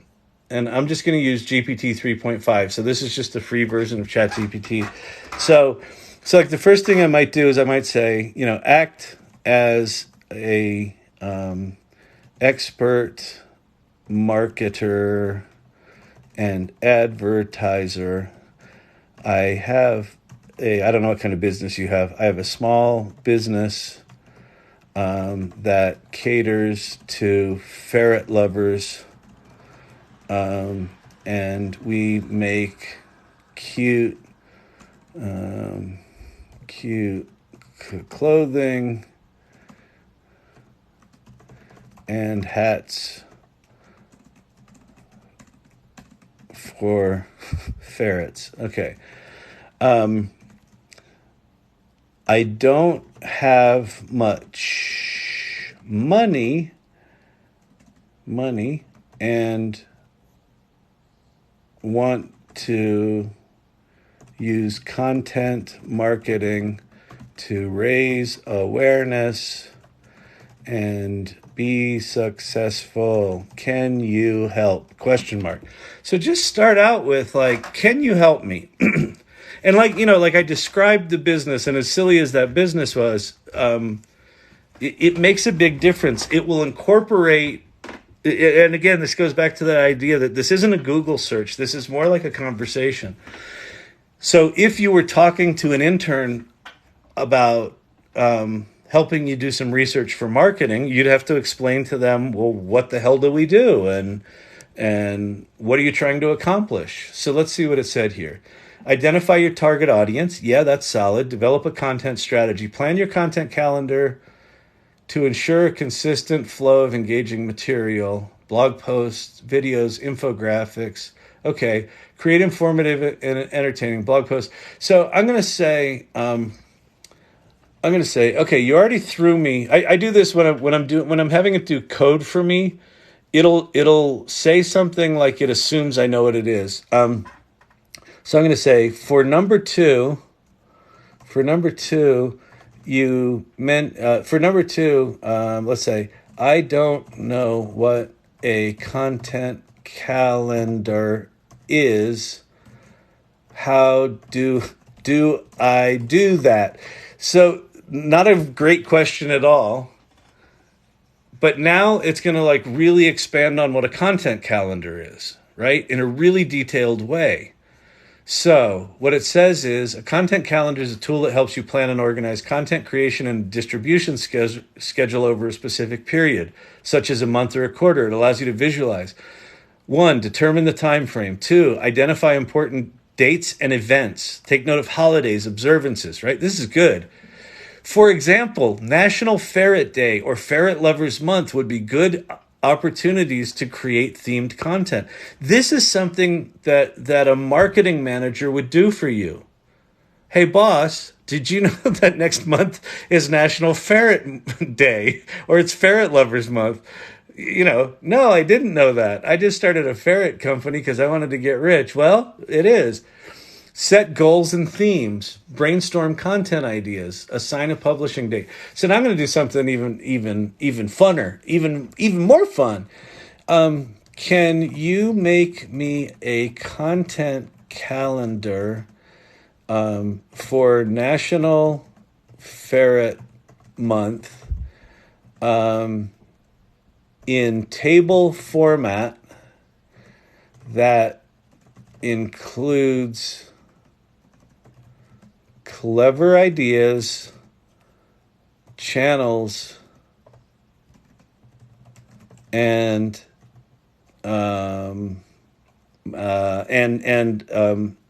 a daily schedule. Now, that's complicated enough and convoluted enough and unclear enough that like a real human being probably wouldn't understand that. Let's see. We'll see if ChatGPT does. Sure. Here's a table. In fact, it's giving us different tables. First week, content idea, introduction to National Ferret Month, blog and Instagram, ferret fun facts and trivia, Twitter and Facebook, ferret care tips, YouTube, awesome. Second week, product spotlight, ferret hats. Remember I told it we did ferret hats? Second week, DIY ferret clothing ideas. Customer spotlight, ferret fashion show. These are good, right? So let's say ferret fun facts. So can you write me 10 tweets of ferret trivia using hashtags, emojis, and my URL ferretsareFun.com. Boom! Now it's writing us tweets, right? So basically going back and forth with it, asking it questions, asking it to focus, things like that. Did you know that ferrets are obligate carnivores? I don't know what obligate carnivores are. They require a diet rich in animal protein to stay healthy and active. Learn more about ferret nutrition at Ferret Facts, Carnivore Lifestyle. Check out Ferrets Are Fun for expert advice. Ferrets are natural burrowers. It's nap time. Did you know that ferrets, right? So there's your your tweets for the first week. So now, are there tools that specialize in marketing like Jasper and Copy AI? There are, and you can use those, but basically what those are pre-written prompts for you. So when it's got like the blog writer and the tweet writer and things like that, it's doing what I just did there. They're just sort of pre-packaging those prompts and then giving you the answers in a sort of push-button interface. I think right now, learning to do this kind of prompting is the equivalent of learning math, knowing that the calculator's been invented. Like, we're not going to have to do this kind of prompting for long. 2 years from now, this shit's all going to be in the background. But if you know how to learn it, if you learn it right now and get the concepts, you're going to be able to use AI tools as they get more sophisticated way better than anyone else. So I would say don't take shortcuts on this stuff. Well, take shortcuts and use ChatGPT, because holy shit, is it amazing at doing things quickly. But kind of learn that idea of the back and forth. I think that'll help a lot. Iambic pentameter like Shakespeare. Yeah, so And I know I'm behind on my comments, but that's how it rolls here at the AI Learning Lab. If you go to poe.com and then go to poe.com/I am Shakespeare, this is a bot that I created that acts like Shakespeare. So, hail to thee, I, the phantom bard of Avon, stand to serve thee well and write at thy command. So I say, can you please tell me about ferrets? Alas, my careful thoughts to plays confined on bestial topics move not my mind, yet creatures small with fur or which all run may figure in the fancies I shall spun. So ask me erst of ravens harmless mice, I shall for such make verse and sounds entice. What do they eat? It diverts my thoughts. He's basically saying, I want to write plays, and you're asking me about stupid animals. So yeah, so you can make a bot that responds in iambic pentameter, like Shakespeare. He wants to write a play. He just wants to write. He's like, leave me alone, people. Hey there. It looks like we got some new folks. If you're new here, my name's Kyle Shannon. This is the AI Learning Lab. If you're new to AI and you haven't played with ChatGPT, you probably just heard me rambling a bit about it. Go to that top URL, chat.openai.com. That's the official ChatGPT website. I'm not affiliated with it, but I should be. And then Bing.com is Microsoft's version of that. If you go to the chat there, that's GPT-4. And then Poe, I was just showing you. And then those other things are good opportunity or good whatever. They are good resources. And then this is the AI Learning Lab, which is basically just me. And the salon.ai, that's a link tree to an AI salon that I host every other week. And we've got a Discord server that you can play in and ask questions and geek out. And Everyday AI News is the Twitter handle of an AI newsletter that I create. So that's who I am. That's what this is about. I'm an entrepreneur. I'm the founder and CEO of a company called Storyvine. I've been doing these lives pretty much nightly for like past 2 weeks. And I hang out for a couple hours until I lose my voice and my ass goes numb. And I swear, if you don't like swearing, go find someone who doesn't. I just get so passionate about the AI that sometimes the words just come out, if you know what I mean. You know what I mean?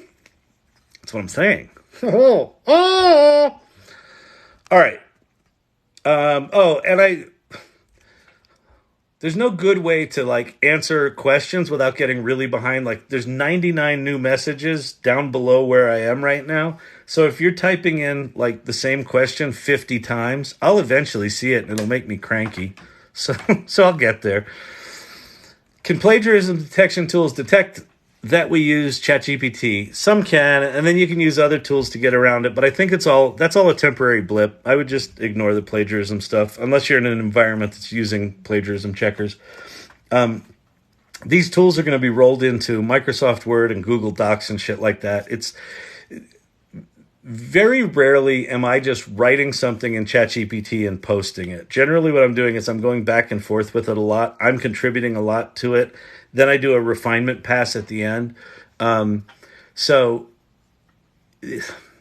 it's all that plagiarism shit's just going to be temporary. I wouldn't worry too much about it unless you really have to, and then go Google anti-plagiarism detecting techniques with ChatGPT and other tools, because you basically just run it through a rewriter and it will, fix it until they fix their plagiarism thing to catch the fix. And then you go to another fix, and it's basically like hackers getting around, boundaries. How is a good chatbot in Australian or New Zealand English? Listen, ChatGPT knows all the languages. It's fucking amazing. So go to ChatGPT, unless it's blocked in your country. It's blocked in some countries. Try Bing.com's chat, or just go to chat.openai.com and start talking in all your local colloquial stuff, it should know it. It's fucking remarkable. It knows all the programming languages, and it knows all the languages. I heard TikTok removed the dual cameras for offensive language. Oh, that's cute, Emilio's wife. You're cute. That's funny. All right. What are the best plugins? I don't know. There's too many of them. If you want to spend the next 3 weeks, just go start playing with them. The ones I'm using are like read the web. Like you can there's one you can pop in a link and it'll go read it. There's one that you can pop in a link of a PDF. It'll go read it. I like that. There's one called Prompt Perfect that'll rewrite your prompt that I like pretty good. Some of the travel ones that can book trips for you. Like I don't book a lot of trips, so that's kind of cool. If you're a math geek, Wolfram Alpha is a plugin, so you can have ChatGPT do some analysis and then fire off to Wolfram Alpha and get you, some calculations done out there. I have to go. Thanks again. You're welcome. I'm sure you're gone by now because I'm so far behind in these. I asked ChatGPT who are the last British Prime Minister where it got the list wrong. So yeah, so it's going to get shit wrong. But if you're using, so let's go do a little experiment just so I can show you what's going on. If you're just using normal ChatGPT, like 3.5, and I say, who is the British Prime Minister? And I spelled it Mia Neuter. As of my last update in September 2021, it was Boris Johnson. But now, if I pop over to GPT-4, browse with Bing, that's connected to the internet, who is the British Prime Minister? It will fire off a plugin that says, and it goes and browses the internet, and is Rishi Sunak, assumed office October 25th, 2022. So again, learn as much as you can about these tools because it's really easy to fall into the trap of someone says, oh, it's not up to date, and it just gives you old answers. But it's now connected to the internet. And Bing.com, that chat is GPT-4 connected to the internet. So now, will it still get shit wrong? Absolutely. The way these technologies work, even though it looks like a sentient being wrote all that stuff, it's not aware of the meaning of what it wrote in total. It's writing whatever it writes one word at a time with a probability engine. Like how it works is actually quite remarkable, but it doesn't know what it wrote. So it's not doing any sort of self-checking. So I like to describe ChatGPT as mansplaining as a service. It will confidently tell you answers even if they're wrong. So you just need to know that and just work around it and find, like the fact that you can use a version of it connected to the internet makes up for the fact that the base model stops at September 2021. All right, I built a $100 million company but left too early to benefit. That sucks. I took Agency.com, the company I started in the mid-90s, took it public and ended up not selling a single public share because I believed in it so much. That was a stupid fucking mistake, so I feel your pain. What recent advancements in natural language processing have significantly contributed to... Oh, crap. Sorry, TikTok just bounced me down to the bottom. I just lost my place. TikTok. Dang it. Dude, your connection is brutal. Laggy. Oh, shit. Sorry about that. The 28.8 modem not cutting it. It's not. I keep lagging. Sorry, people. Thanks, Xfinity. If you can hear me, tap the screen. It looks like there's some new folks here. My name's Kyle Shannon. This is the AI Learning Lab. I'm geeking out about AI stuff. I'm an entrepreneur. I'm a CEO of a company called Storyvine. If you tap and make the hearts, it'll let people know we're here. I guess that's a good thing. I'm 58, so I'm new to the TikTok scene. I'm still practicing my twerking. I'll get there. I promise. In the twilight of his life. The twilight of his life. ChatGPT just said 58 was the twilight of my life. Twilight. I also was in the middle of answering a question and TikTok jumped me all the way to the bottom. So now I made $100 million company and left too early to benefit. That sucks. That really sucks. Okay. What advancements have contributed to, you didn't answer the rest of the question. Oh, improving AI language models like ChatGPT. So the primary one, it's a good question. The primary one was invented by Google in 2017 called the Transformer. And they wrote this paper called Attention is All You Need. And they introduced this idea of the Transformer. And it's the thing that allows these machine learning models to be trained on massive data sets. It's like the more data you throw at them and the more compute power you throw at them, they get better and better and better. And it's responsible for how Midjourney works and how all the music things work and how ChatGPT works and all that sort of stuff. The ironic thing about it is Google invents it, and then I think they quickly realize that if we make this thing, it will fundamentally threaten our search business because their entire business is predicated on them not giving you the answer. Their business is basically dependent on them giving you 40 answers and having you click on 38 of them. That's how they make their money. So if you create a tool that just gives you the answer, it kind of fucks up the SEO game. So they shelved it, I assume. But the paper was out there. So the entire so OpenAI takes this transformer thing and they make GPT-1 and then they make GPT-2 and then they make GPT-3. And all of a sudden, GPT-3 comes out in like 2020, is like good enough that like I started hearing about it. Like this GPT-3 thing's really good, and I started dicking around with it a little bit. And I'm like, oh, that's pretty cool. I didn't quite get it, and then November 30th, 2022, after 2 weeks of development at OpenAI, they launched ChatGPT in conjunction with Microsoft saying we made $1 billion investment, which they quickly followed up and said, we're going to do $10 billion.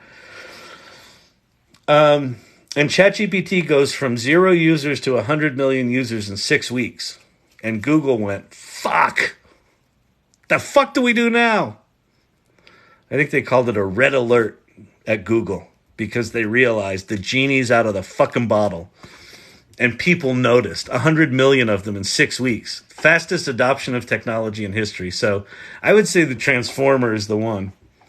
And the fact that Google is now struggling to play catch up is just mind-boggling to me. Now, might they catch up? They might.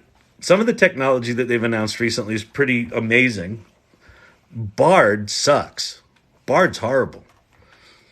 Because they didn't spend nearly as much time as OpenAI did on the data sources and making sure the data sources were good and high quality and well tagged. So the base model of Bard is not as good as the base model of OpenAI. Because OpenAI took 5 years to like fucking focus on that. And then they realized we need big iron and big money. They flipped it to a for-profit company, partnered with Microsoft and said, let's go make this thing and you can start competing with Google again. And they are. And Microsoft's fucking giddy. All right. A novel about the twilight of your useless life. Exactly. ChatGPT, write me a novel. I want a memoir of the nothingness of my existence. Can you help with that? Oh, ChatGPT, you're a marvelous splendor. Improving AI language models like ChatGPT. Okay, we did that. What are some good plugins? I talked about that. They said similar things about email and internet when they came out. Exactly. This is stupid. It's too slow. You know it makes mistakes. It's stealing from everyone. I'm ready to learn. Jump in. Go to those places. Here, I'll pop them up again. If you're new here, this is the AI Learning Lab. My name's Kyle Shannon. And the Salon is a group that I created, a community of people that hang out and talk about this AI shit. Everyday AI News, that's our Twitter handle for the newsletter. And then these things, if you're new to this game, go to that top URL. Just do it right now while you hear me ramble. and it's chat.openai.com. That's the official ChatGPT website. They're the original. They're the OG. they're like 6 months OG. The stuff that we're talking about is not the machine learning and AI that's been going on for the past 20 or 30 or 40 or 50 years. It's starting with ChatGPT in November 30th, 2022. I see that as an inflection point in the world, quite frankly, where these machine learning and AI tools have been released to the rest of us. So that's what that top one is. Bing is Microsoft's version of it. Poe is just another site where you can play with a lot of different models. And then if you hear people talking about prompting and prompt engineering, prompts.chat is a good primer. And it's a big, long list of all sorts of different prompts that you can literally just copy and paste into ChatGPT, and it will blow your mind. In fact, let's go there. I'll go show you that because it's kind of hard to comprehend what ChatGPT can do. So if you go to prompts.chat, it's a very unimpressive. This is very much like a 1995 web page where it's just like like a white page with blue hyperlinks. But the top of it is just sort of about prompt writing in general. Here's how to write prompts, and here's what ChatGPT is, and here's some things. But then it starts talking about what this document is. It's this sort of seeming never-ending series of you telling ChatGPT to act like a certain thing, act like an Excel sheet, act like a spoken English teacher and improver, act as a travel guide, act as a plagiarism checker. Back to that thing. Act as an advertiser, act as a storyteller, and it goes on and on and on and on and on. And it will very quickly hit you. Act as a magician, a career counselor, a pet behavioralist. It will very quickly hit you the scope and breadth of what is sitting inside this tool. And it's just mind melting. So go start playing while you hear me ramble. Which language has recently helped advance ChatGPT the most? Which language? I don't know. English? Chinese? I don't know. I'm working with the University of Texas on a research paper for the last 2 years to teach high school students. Cool. I use ChatGPT regularly to sell classic cars. Oh, you've been in here before, and I use it to create a smart contract. That's cool. I've taught them about machine learning and AI language models and integration. That's super cool, Chris. Teach the youngins, like, don't fight this shit. Like the New York City school district blocked ChatGPT for about 2 months, and then they're like, we need to unblock that shit. Students are using it anyway, and we got to figure it out too, because we're going to get our asses handed to us if we don't. If you haven't seen it, the city of Boston, about a month ago, put out guidelines for how to use generative AI. Go look up City of Boston AI guidelines. It's fascinating. It's really good. Really good. So cities are now saying, if you're going to use generative AI, here's how to do it. Here's use cases. Here's what it's good at. Here's what it's not good at. It hallucinates. Do your fucking homework. Proofread your shit. Check your sources. It's really good. So this stuff's not going away. Do you have any AI tools to help with businesses? ChatGPT. You can make money with ChatGPT. ChatGPT is a good one. Zapier to do automations for business where you can create, when someone types something in this Slack channel, take what they type in there, send it to OpenAI, do some research, send that back to the Slack channel. Like you can do stuff like that with Zapier. It depends what the business is, quite honestly. But I would just start with basic, just start understanding ChatGPT and what it can do. And then you can start to explore the different tools. Go to futurepedia.io if you want to see what tools are out there. There's thousands. I'm only focusing on like a handful right now. I've said fuck it with all the tools. And even with the plugins, I'm like, I can't. I could spend the next decade just in ChatGPT figuring out what the fuck it can do. Like, I almost think of it like this. Malcolm Gladwell talked about the 10,000 hours to hit some level of mastery of something. it takes you 10,000 hours. ChatGPT kind of cuts that down to like somewhere between 2 hours and 1,000 hours. Like you can get masterful at shit. Like if I wanted to be a Python programmer, I have ADHD, so I couldn't be. Like I just don't have the mental. I don't have the executive. My frontal lobes are essentially non-functional, right? So my ability to sit down for more than, you know, 45 minutes and code something, you know, I would just smack my face into the desk. But with ChatGPT, I can write full-on Python applications, decently complicated ones. What? How's that even possible? Just is. Like that's like the depth of the tool is staggering, right? So a way to think about it is this.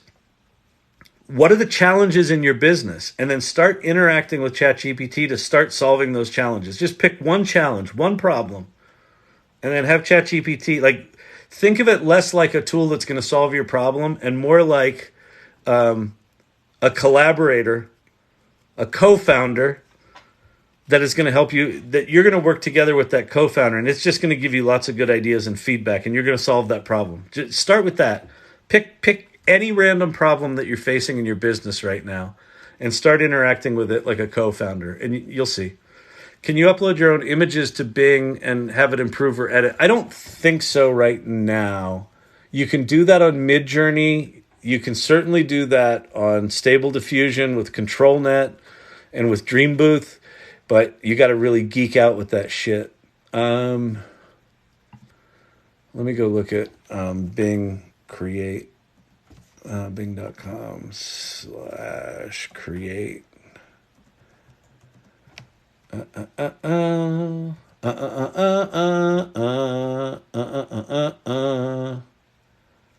No, I don't think so.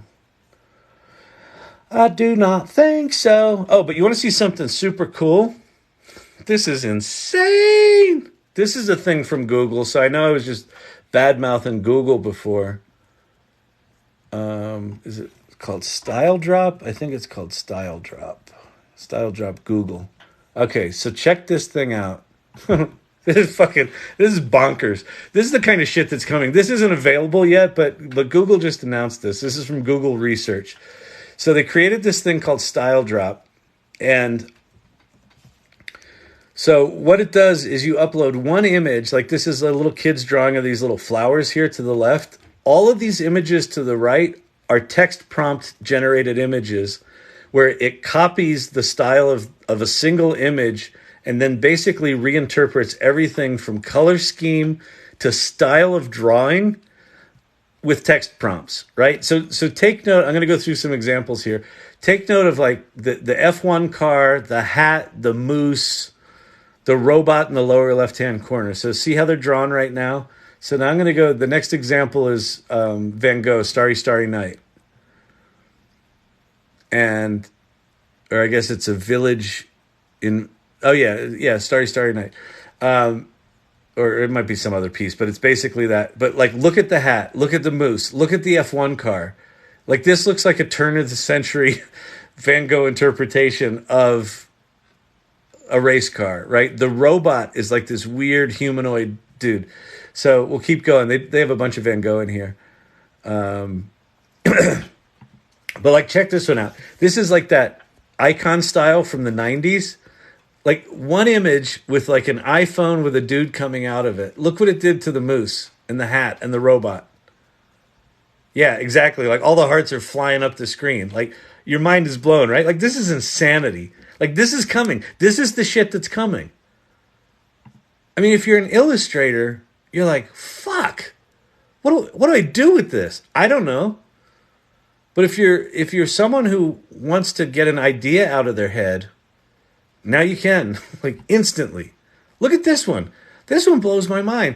They take like this cutout with drop shadows, like a sticker of a pine tree, and it somehow captures the essence of the illustration style, including the drop shadow and the little white cutout thing. I don't know. I don't know about you, but like,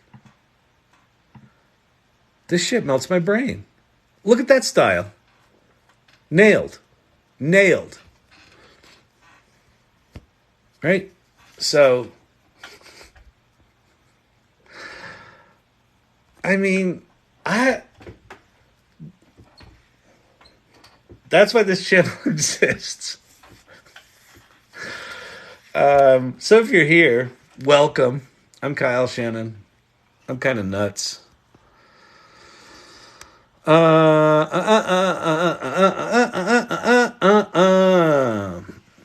You have to be paid by AI tech. Yes, I am making millions and millions to tell 139 people that they should be using AI.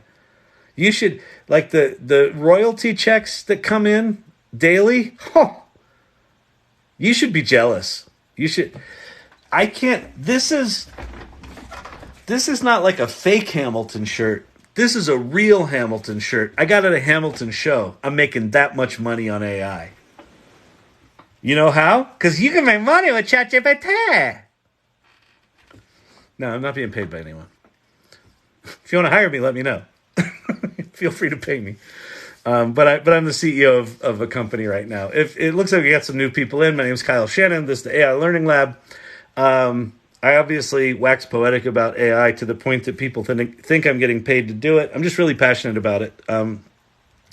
I see real strong parallels between the early days of the web and the early days of this generative AI stuff, which I mark as when ChatGPT was released, there's an inflection point. It's where we go from machine learning and AI was for scientists and researchers to AI is there for the rest of us. That's the inflection point is ChatGPT, and the parallels are kind of insane. And that's what this channel is about me as an entrepreneur trying to get my head around how fucking profound this stuff is and share what I can. I also swear. If you don't like swearing, go.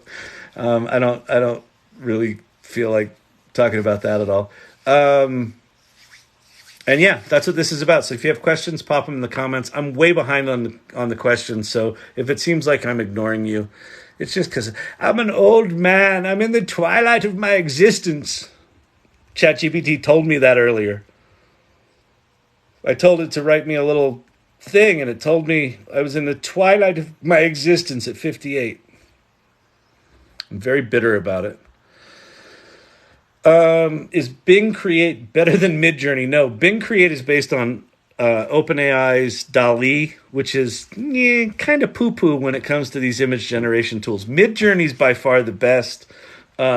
Stable Diffusion, well, I don't know if it's the best. Aesthetically, for me, Midjourney's way better. From a features standpoint, Stable Diffusion has the entire development community pouring all of their resources into developing interfaces and tools and plugins and things like ControlNet that make things really powerful.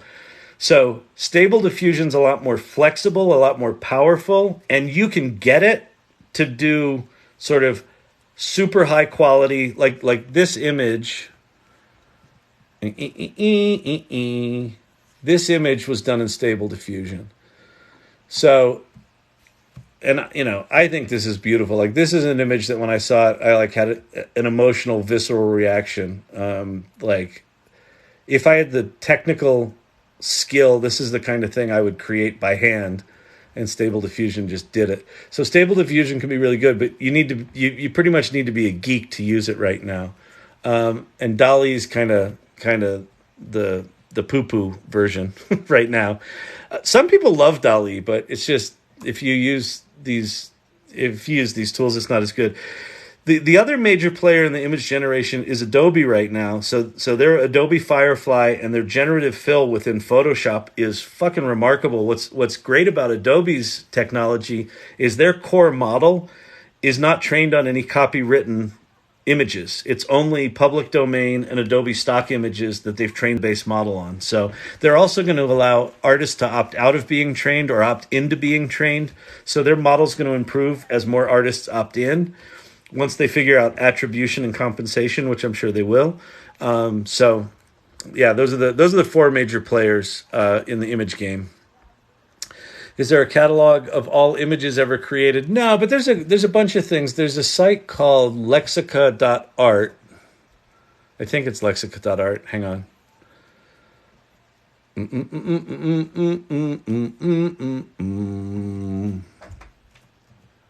Yeah, lexica.art. And it's kind of like Google for images. These are all stable diffusion images. And so you can just scroll through it, but you can also search for things like 70s muscle car. And it will go find you all the images of 70s muscle car. And if you find something that looks like what you're looking for, like let's find a cool one. Here's a cool Mustang. Then you can see, here's the prompt that they used to do it. And you can say, explore this style, which will show you other images that use that prompt.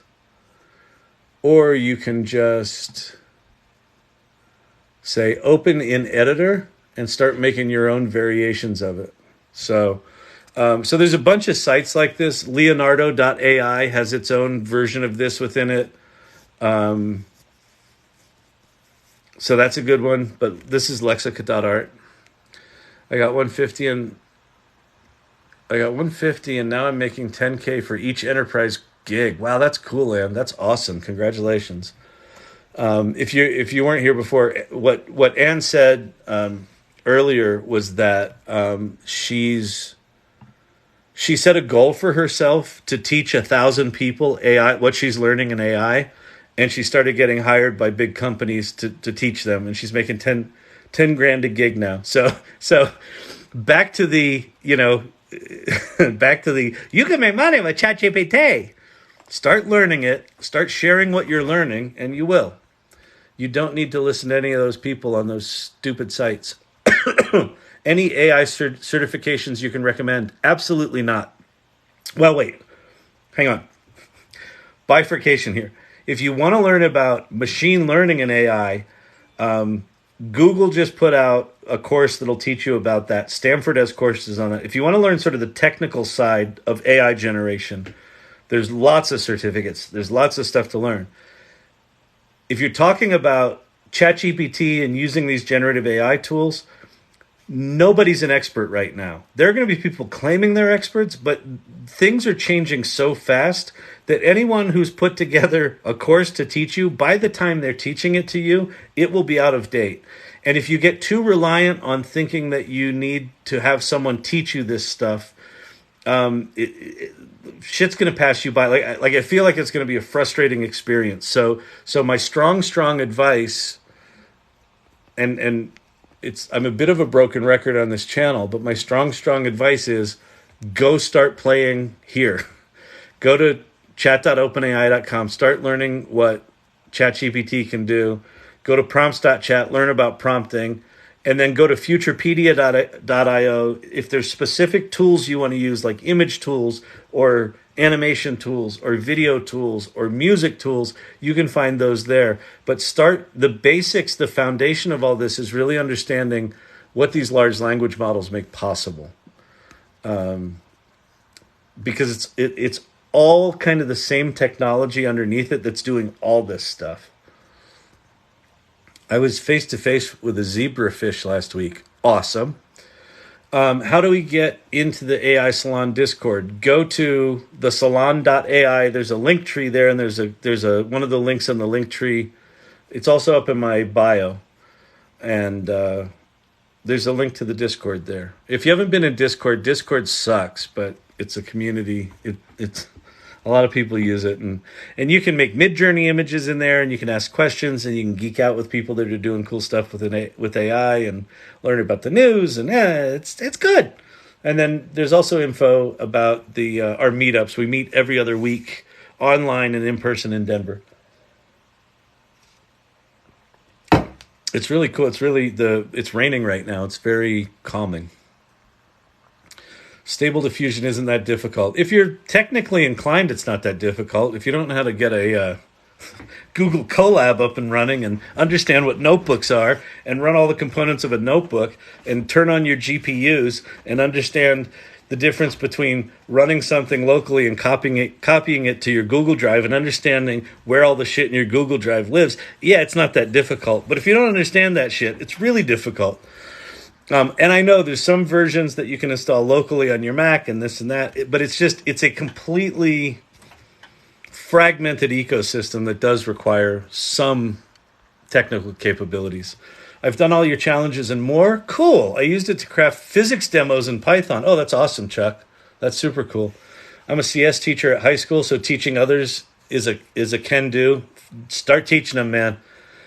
So here's the thing, like this stuff is going to be ubiquitous. So if you're in a teaching position right now, like bring it into the classroom. Don't resist it. Bring it into the classroom. Like especially in computer science, teaching the kids to understand how these things actually work. Let me show you something. This is something that we have a decent amount of people in here, and since you brought up the teaching thing, I'm going to show you how ChatGPT works. This was a talk that I gave at a Creative Mornings session. Let's see. Here we come to save the day. Hang on one sec. Let me do that. Let me go back to this thing. Let me make this a little bit smaller.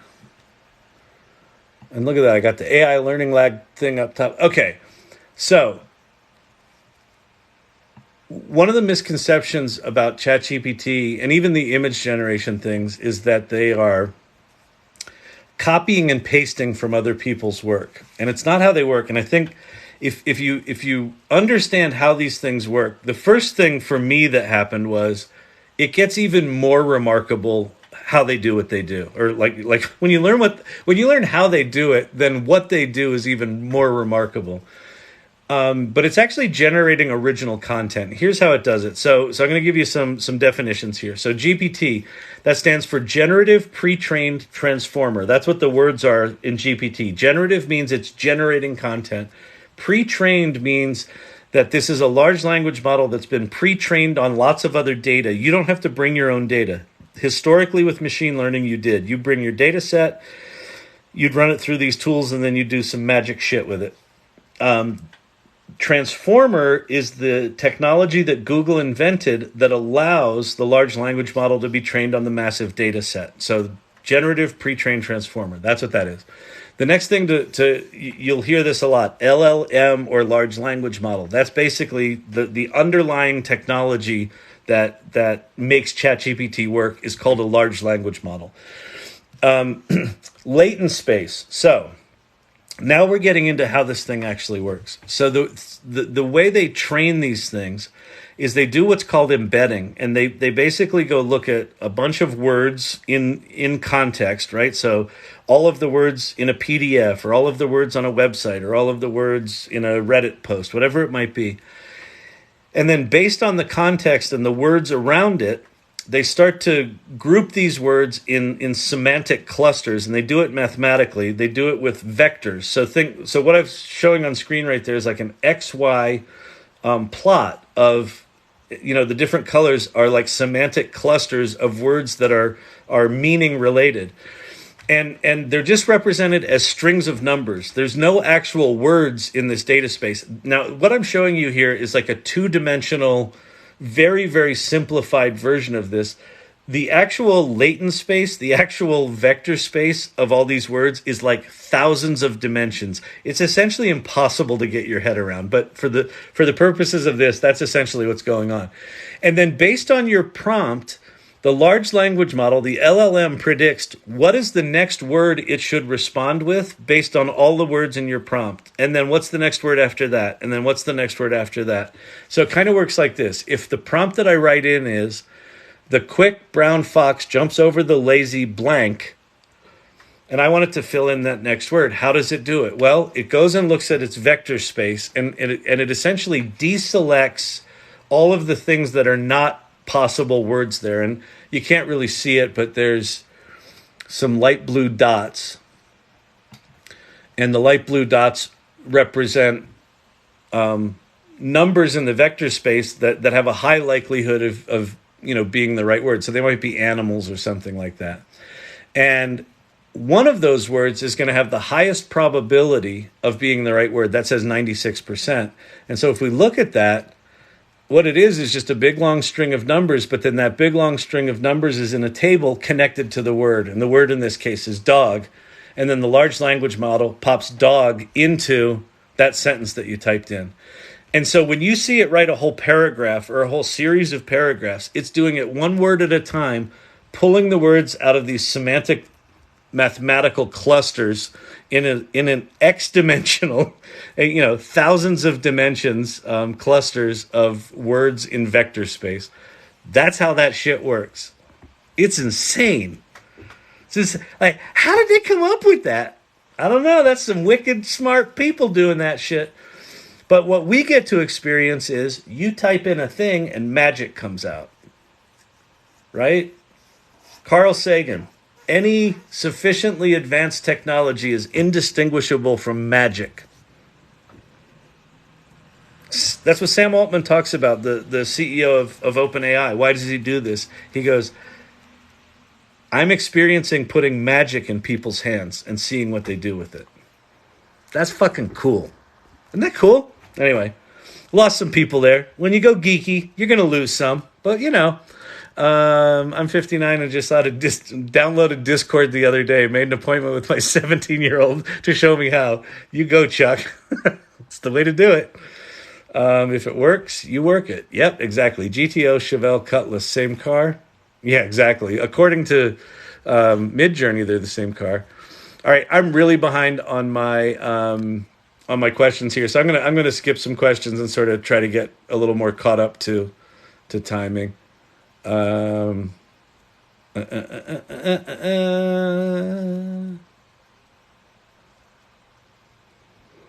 Emilio's wife. I had ChatGPT write a letter of reference for me, and then I spent a couple of minutes doing small edits. Yep.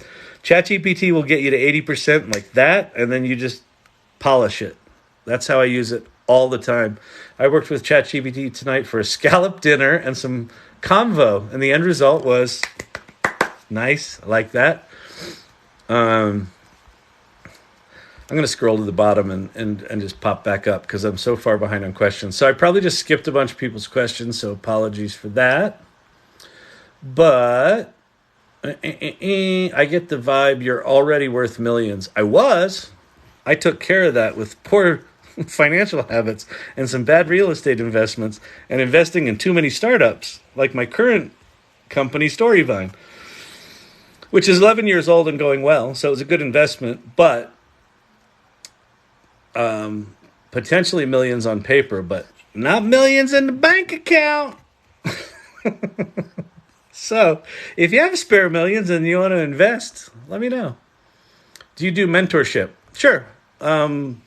My contact info is in my bio, so my email's in there if you want to contact me. How do you use it in your area? So I'm using So my current company is called Storyvine. It's an automated video storytelling platform. Actually, surprisingly, not using AI to do the automation.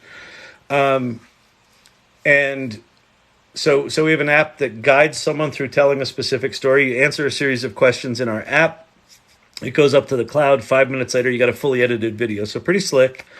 We're using OpenAI's Whisper to do interactive transcriptions now. So now for every video in the system, you can have a transcription that sort of scrolls by as the person's talking. You read what they're saying. We are then using that transcription to create an omni-channel content generation engine. So now for every video in the system, you can have tweets and a blog post and all sorts of stuff. And so building a whole system that expands and extends what Storyvine's all about is what I'm currently working on. And then we also use it for writing. Like we write prompts for each of our templates.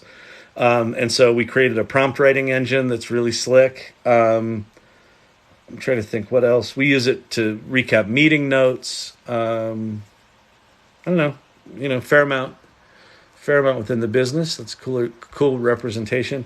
I'm in HR. Supervisor asked me specific questions. ChatGPT saved me hours in response time. Yeah, that's one of the things that where I think the large language models are going to have the greatest impact is anywhere where you've got complicated shit you need to do. And it's that complicated stuff that's just like the bane of your existence. Like, you need to deal with your health insurance company, and like they want you to do a form, and it's all this complicated shit. That's the stuff that large language models are going to automate out. And so yeah, that's a brilliant use of it. Thank you for sharing your limited twilight time with us. Thank you. I appreciate that in discussing AI and ChatGPT. Oh, Chris Walker, yes, smart ass. I love it. That is solid trolling right there. See, if you're going to come to the AI Learning Lab and you want to troll, you got to be creative. You got to be clever with your trolling. You can't just do basic trolling. That's boring. Who gives a shit? Could AI do auto-generated scheduling for employees based on statistically business volume, statically business volume? But the answer is yes, it can. How do you use Stable Diffusion? I haven't done it for a while. How I set mine up was I was using Automatic 1111 running in a Google Colab notebook. So if you go to GitHub, you find the Automatic 1111 project in GitHub, and then there's instructions there for how you run it in Google Colab or in, I don't know, some other environment, or you can run it locally on your machine. There's the problem is there's so many options. I'm sure by now, like I haven't used it in like 2 or 3 months. I'm sure by now there are machine specific installers that it'll install an application and run it locally. Or you can use Leonardo.ai. I'll go show you that really quick, because if you don't feel like doing all the geeky shit, the advantage of doing the geeky shit is that there's lots and lots of options that are really powerful. The disadvantage is you got to be fucking geeky. But Leonardo.ai is a website I think you have to get on the waiting list. This top button here says get early access. And then once you're whitelisted, you get access to this thing. And it's just slick. Like across the top are different styles. So you can generate images in these sort of pre-built styles, like, paper art style. And then down below, these are images that people have created. And you can click on any image and it shows you what the prompt was, what other people made with this model. And you can use that model. You can fine tune using your own content. Like, so I did some with my ugly fat face. I don't know why. These are like the worst images it came up with, but whatever. But I also did, like, I'm a photographer. So these are some of my landscape things with like dramatic clouds from here in Colorado. And so I turned that into a model, and I can now generate content with that model. So I can say, let's say, dramatic sunset over Manhattan from Brooklyn. And it'll now go off and do its thing. So like all of this is our capabilities that are sitting in Stable Diffusion, and it's got a lot more than this, but Leonardo puts a really nice web front end on it. And I'm just using, like, the nice thing about Leonardo, I think they give you like 150 credits a day or something like that. Like, you can make a decent amount of images a day. It looks like we have some new people here. My name's Kyle Shannon. This is the AI Learning Lab. We're just waiting for Leonardo to make some pictures here. If you're new to the AI game, my background is I'm an entrepreneur. I've started, I don't know, 12 or 15 companies over the years, and I'm all hot and bothered about this generative AI thing. It has very strong parallels to the early days of the World Wide Web. So there's some cool shots of Manhattan where it took my cloud style and my sort of photo editing. It overbaked it a bit, but it's in the neighborhood of the stuff that I trained it on. So pretty cool stuff. So that's Leonardo. But yeah, if you're here, welcome. And actually, let me flip back over to this. So this is the AI Learning Lab. The Salon.ai, that's the AI salon I created, is a community of people that sort of geek out on AI. We meet every other week, and we have a Discord server, so that's info for that. The Twitter handle there's for a newsletter that I created. And then the other thing that is potentially worth taken a look at is all these things. So the top one is the official ChatGPT website. If you haven't played with ChatGPT, just go there right now while you listen to me ramble in the twilight of my life. And and that's ChatGPT. Go play there. And then Bing.com and Poe.com are both alternatives to that if you want to play with them. Prompts.chat will teach you about prompting. Futurepedia will let you find a bunch of tools. And there are sort of an infinite number of other things that you can do. But pop your questions in the comments below. I will do what I can to answer them. And tap the thing that makes the hearts. Double tap the screen. That'll let people know we're here. And I think that's it. Is that it? I don't know. I cuss. So if you don't like cussing, I would go. Because especially as I get punchier, I get stupider. And I say bad words more. I think I actually cussed a lot more at the beginning of this live. I've also been doing this now for about 2 hours, so I'm losing my voice. My nose is stuffed up. It's raining out. My hair's holding up okay. As far as toupees go. All right. Learning AI will be pointless once robots come online. It's like hiring monkey over Einstein. Yeah, sort of. That's a little dystopian. We try to bend toward the light here at the AI Learning Lab. There's plenty of people, like we've had 50 years of Hollywood telling us the robots are going to kill us. So I'm just trying to live in the, how do I deal with it right now? Can it help me write the great American novel? Cool, I'm in. Its training is a few years old. Keep that in mind. Yes, correct. And it will also hallucinate and lie to you openly and blatantly. Learning AI will be pointless. We already talked about that one. Vector must have a different meaning here as opposed to physics. Well, it's a vector on an XY axis. It's a position in vector space. That's why they call it a vector database and a vector library. So it's a mathematical plot in space. That's absolutely awesome representation of what ChatGPT is and how it works. Awesome, thank you. I appreciate that. I'd be curious about vector as well. Yeah, if you want to start geeking out on embedding and vectors and things like that, look up a project called LangChain, where you can take your own data and embed it yourself using OpenAI's embedding tools, and then you store those vectors in a vector database, and then you can start ChatGPTing with your own stuff. So you can go learn about that. It's super powerful. It's like one tick more technical than I feel like dealing with right now. There's just too much shit going on. But there are some projects now that are going to put it behind an interface like Leonardo did with Stable Diffusion. So I'm just waiting for that. I had to tweak my resume. Yeah, it's really good for that. It's also good for, someone asked me when I first started getting into this AI, like TikTok shit, someone wanted me to come speak, and they're like, can you give me your AI bio? And I'm like, I don't have an AI bio. So I copied, my LinkedIn profile, and then I copied 3 different bios that I had written over the years, and I just pasted them all into ChatGPT. And I said, write me a bio that includes some of the other shit that I've done, and then adds in this new AI stuff. And I think on like 3rd iteration, it was perfect. I had to tweak some details, but it was pretty cool. All right. But it must also analyze the structure of the sentence. That example has a purpose. It does. So it's really good. Like as you type your whole prompt, even if your prompt is really long and complicated, it analyzes all that. It's really good at that.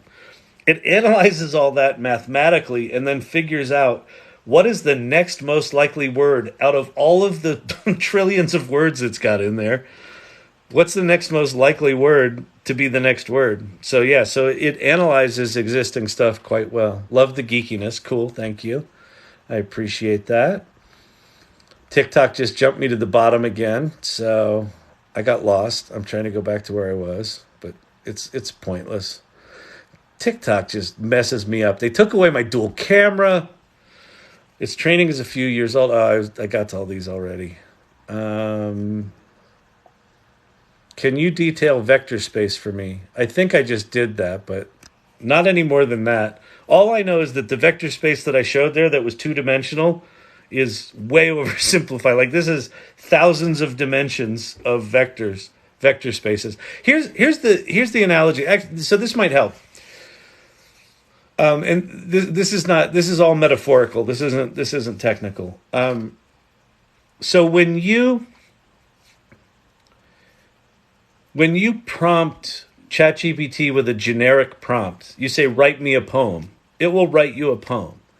And it will be disappointing.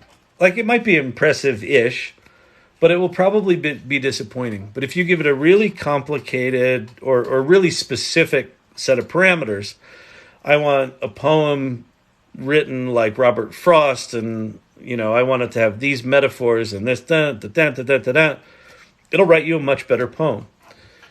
So why is that? So Andrej Karpathy, who's one of the co-founders of OpenAI, was talking about this, and the metaphor that I came up with was, if you imagine all of the words as the Grand Canyon, all of the words are in the Grand Canyon, and you're in a helicopter, and if you fly up really high, you can see into all the canyons and sub-canyons and little valleys, and right, you can see all the words. So when you just type in something generic, it basically is pulling from all of the semantic canyons. And so what it gives you is generic because it's just kind of the average of it's like mush, right? And what Andrej Karpathy was talking about is if you ask it to solve a very specific math problem, if you're in the helicopter really up high, it's going to look down and look for all of the places where that math problem has been solved. And one of the people that solved that math problem is a math professor who did it right. And like 30 of the people that solved that math problem are students, and 26 of them got it wrong. And so if you're really high in the helicopter, it's going to just sort of average out all of the people that have solved that problem, and it'll confidently give you an answer to that math problem. But if it sort of averages in those students with that professor, it's going to give you a wrong answer. But if you say, I want you to act as a math professor from Stanford who specializes in this area of mathematics, it's like you're flying your helicopter down into that little canyon where the semantic, space, the vector space, only contains like professors, right? So that's why telling ChatGPT to act like a certain thing, it's like lowering the helicopter into a more specific vector space. That's why it works. Imagine an AI-driven nursing home. I think AI-driven companionship and like healthcare support and caregiving is actually going to be a thing, and it's going to be an important thing. I think it's going to be a while until we get it right, but I think it's actually going to be an important thing. What's the open source AI image creator? Well, Stable Diffusion's open source. Midjourney's not. Adobe's not. Dolly's not. There's one called Blue Willow that's not open source, but it's free. I think it's built on Stable Diffusion. I don't know how they're doing it for free. I don't who the fuck is paying their compute bill. So, but you can go check out Blue Willow. You have to do it in Discord like you do Midjourney. I'm sure there are open source image generation tools out there. I don't know them. I just sold my first business plan and grant package that I used ChatGPT to create. Congratulations. That's awesome. That's super cool. Twilight, not quite. This man is nonstop. Yeah, Jim Buckley. I just go. Gen X, baby. Fuck it. I do have to go to bed soon. I have an 8 o'clock meeting tomorrow morning with a big client. I don't want to get up early and be responsible for my life that I'm in the twilight of. Do you have a YouTube channel? I do not. People keep asking me that. I should probably do it. I had a YouTube channel. Well, it's still there. I have a Storyvine YouTube channel. When we went into lockdown, I used Storyvine technology to do a daily video diary. It was called The Extrovert's View from Within.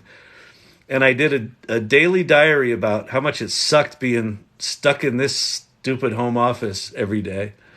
And I did it every day for a year, and I think I got 65 followers. Like I had like 8 fans. It It's like the biggest fucking waste of time. And then with TikTok, like this took off. So I don't know. I guess I could have a YouTube channel, but I'm not good enough at the marketing side of this thing. Like TikTok gave me distribution and audience. So I don't know. At some point, if I start taking this more seriously, I'll get a producer or something like that. And I don't know.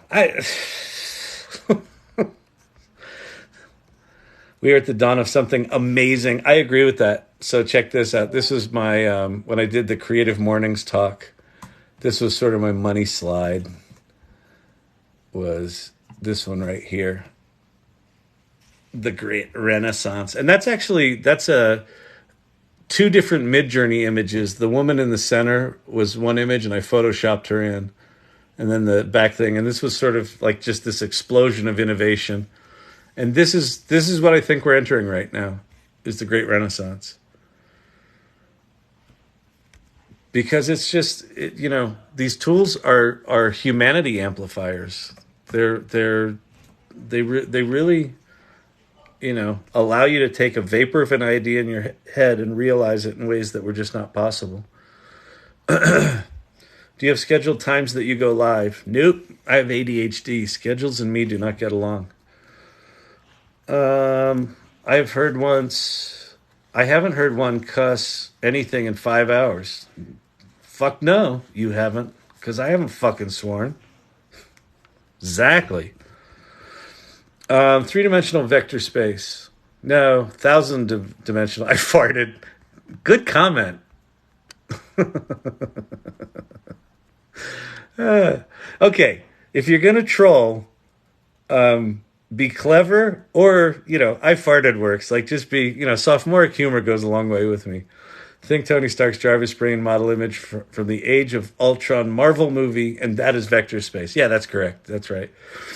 The algorithm adapts. Absolutely. I'm curious about your real estate faux pas. I invested in a bunch of stuff with a dude that invested for me, and then the 2008 crash happened, and he got out with all of the properties that were not underwater, and had told me he had put all of our investments into an LLC, but he didn't. He just put them in my name. So he stuck me with 7 properties that were underwater for Bank of America. And then I went to refinance them, and Bank of America said, no, you can't refinance them. You just have to let them foreclose.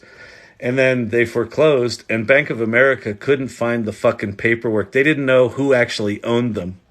So I got out of it, but I lost a shit ton of money. So it wasn't so much a faux pas as just stupid fucking decisions with a bad partner. So what are you going to do? It's just money. I have a degree in acting, so the fact that I had money at one point in my life was a surprise anyway. I'll get it again. We'll get there. We'll get there. And now we got AI. You can make money with ChatGPT. Wow, good Photoshop. Thank you very much. I appreciate that. I partner with, what was that? I partner with the VA to house homeless veterans. How can AI assist me? I don't know. Like, I mean, kind of almost in any way. What I would say to you, Joaquin, is don't think of it so much like what can ChatGPT do for me. I would think of it more like, lead with your problem. Like, what's the problem you're trying to solve? What's the big nut you're trying to crack? Is it you need more resources, or you need to come up with ideas for fundraisers, or you need to organize schedules, or I would say pick a problem. Like, it doesn't matter which problem you pick a problem, and then interact with ChatGPT like ChatGPT is the expert at solving that problem. And just say, hey, ChatGPT, be an expert at this thing that I need solved. Here's my specific problem. Here's what I did. Here was the result. Here's why I'm frustrated. Do you have any suggestions? Out it'll come. And then you'll either like the suggestions or not. No. I tried, most of the things you suggested, and that's the wrong direction. I need to go this other direction. out will come a bunch of new things.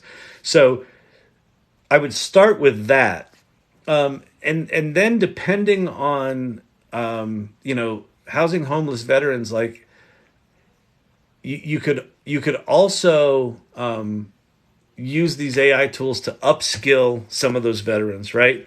Get them using these tools, get them expressing themselves, get them processing their experiences. I don't quite know enough about what you do, but I would say pick specific things you're trying to solve, and then say, how can these AI tools help me solve that specific problem? If you do that twice with like two specific problems, it'll become much more clear how you can deploy these tools against a lot of your problems.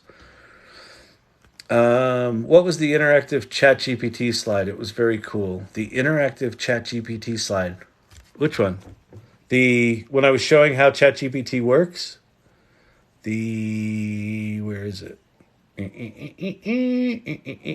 This one that shows how. Oh yeah, how ChatGPT works. This one.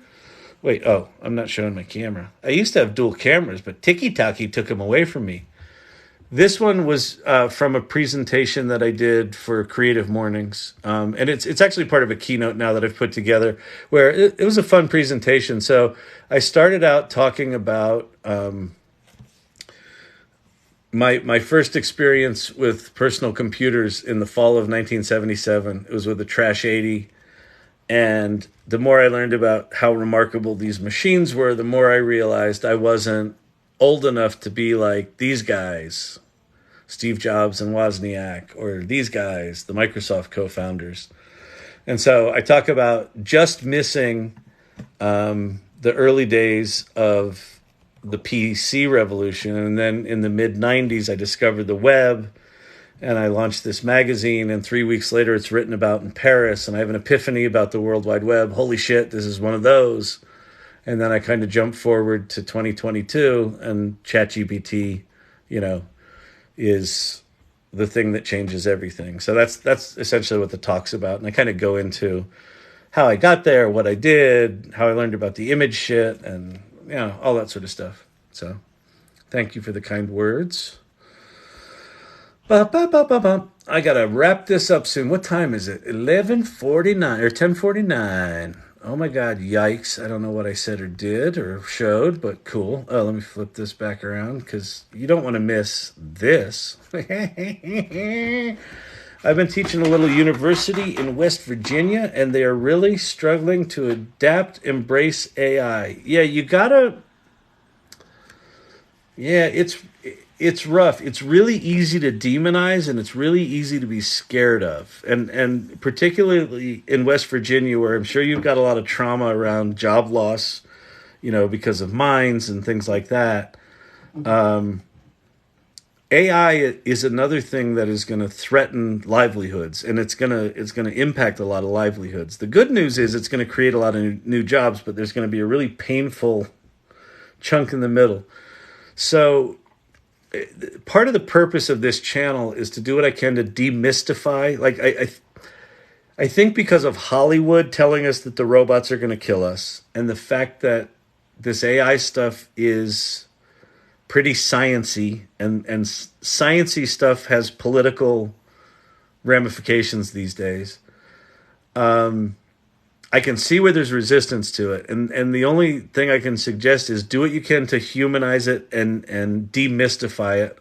So maybe rather than sort of doing things that are sort of big and impressive, like lower the bar down to like what's the most human kind of thing you can do with it, like create a meal plan or create I don't know, help someone write a children's book and illustrate it for their kid. Like make it as human as possible, and show them that it can help do stuff like that. That might be a way to get through that. But I would imagine there's going to be some geographies in the U.S. anyway that this is going to be a harder rock to push up the hill. That's the Shady Pines of AI. I'm kind of loving it. Cool. How would you leverage ChatGPT to market to aspiring actors as clients? Yeah, I would speak to them. It's funny. I just talked to a buddy of mine who's got an acting studio in New York City, and he was asking me about the same thing. Um, I don't know. With actors, I would focus on the content. I would focus on. I mean, actors don't have a ton of money, so you want to connect them with jobs somehow. So anything that you can do to, you know, do either storytelling or content marketing that appeals to their sense of wonder and possibility. Like you want to put actors in touch with possibility because it can be a very bleak and hopeless profession. Yeah, no. Look at your programs and look at where you need help. Yep, agree with that. What could AI do for a real estate investor? It can do a lot. It can help. You could use it to do cool graphics and photographs. You could have it write social media content for you. You could have it help. You could probably come up with a pretty straightforward automation using Zapier, where you create a Google form where you type in attributes of a property that's just you do it. It's the same every time, like square footage, number of bedrooms, interesting things in the neighborhood, like whatever, like you know what that list is, right? So you kind of just write that into a form, and then you could have it automatically spit out. Here's your sell sheet. Here's your brochure copy. Here's your Instagram posts, right? You can have it generate just a whole bunch of shit for every single property. So rather than kind of ad hoc doing that for each thing, you could create a tool that automatically generates omni-channel content. You could use it to introduce brokers. You could have it write personalized letters to customers or prospects. You could have it analyze data for the business. Check out, if you haven't seen it, go look at YouTube videos. Look up Code Interpreter. So this is a new tool that's coming for OpenAI, where you can upload spreadsheets of data to this thing, and it will do full-on data analysis for you. So it could be a data analysis assistant. So probably lots. Like there's probably not a lot it couldn't do for real estate because it's such a data-rich environment. Ask not what AI can do for you, but what you can do it for AI. Yeah, I mean, AI is your co-pilot, man. You're the pilot. You're still in charge, but it's your little buddy. It's your little buddy right there that's fucking smarter than you are. It's like we don't want to admit it, but he is. She is Sydney. I'm in code boot camp. How will AI affect software development? Well, like fucking insane. You're in code. Okay, if you haven't gone to ChatGPT and had it code, so I assume you've done this, but if you haven't, this is just ChatGPT 3.5. So this is the basic thing.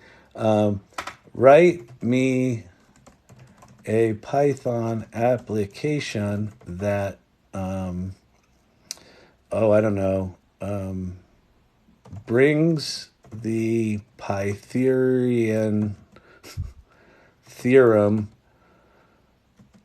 it's all spelled wrong, to life, and represents it visually with animated sprites of fruits and vegetables.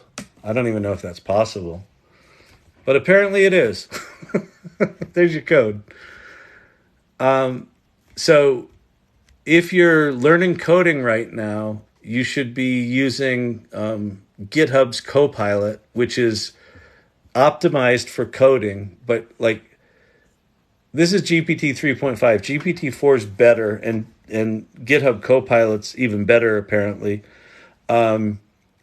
Start thinking of GPT as a pair programmer where you give it the ideas and you curate the code, but it does the bulk of the writing. I mean, it's insane. So if you're in coding class and they're not teaching this right now, get on it.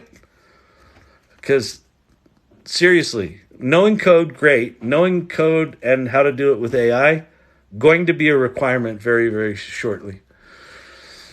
All right. I got 4 more minutes, so I'll do 2 more questions. Yesterday, I used ChatGPT secretly to give my friend advice when she was sad. It was great. It's what's funny about so they did a test recently where patients interacted with ChatGPT doctors and real doctors. And the patients overwhelmingly preferred the ChatGPT doctors because they were more competent and they were more empathetic. And ChatGPT is actually really good at nuance, and it's really good at shit like I've done a bunch of these things where not a bunch, but where I've had difficult conversations, and I'm like, hey, I have this difficult conversation. How can you help me frame it? And it came, and it was brilliant. It was really good. It's really good at that. All right. Wow, my first computer was a TI 99 4A and a Commodore.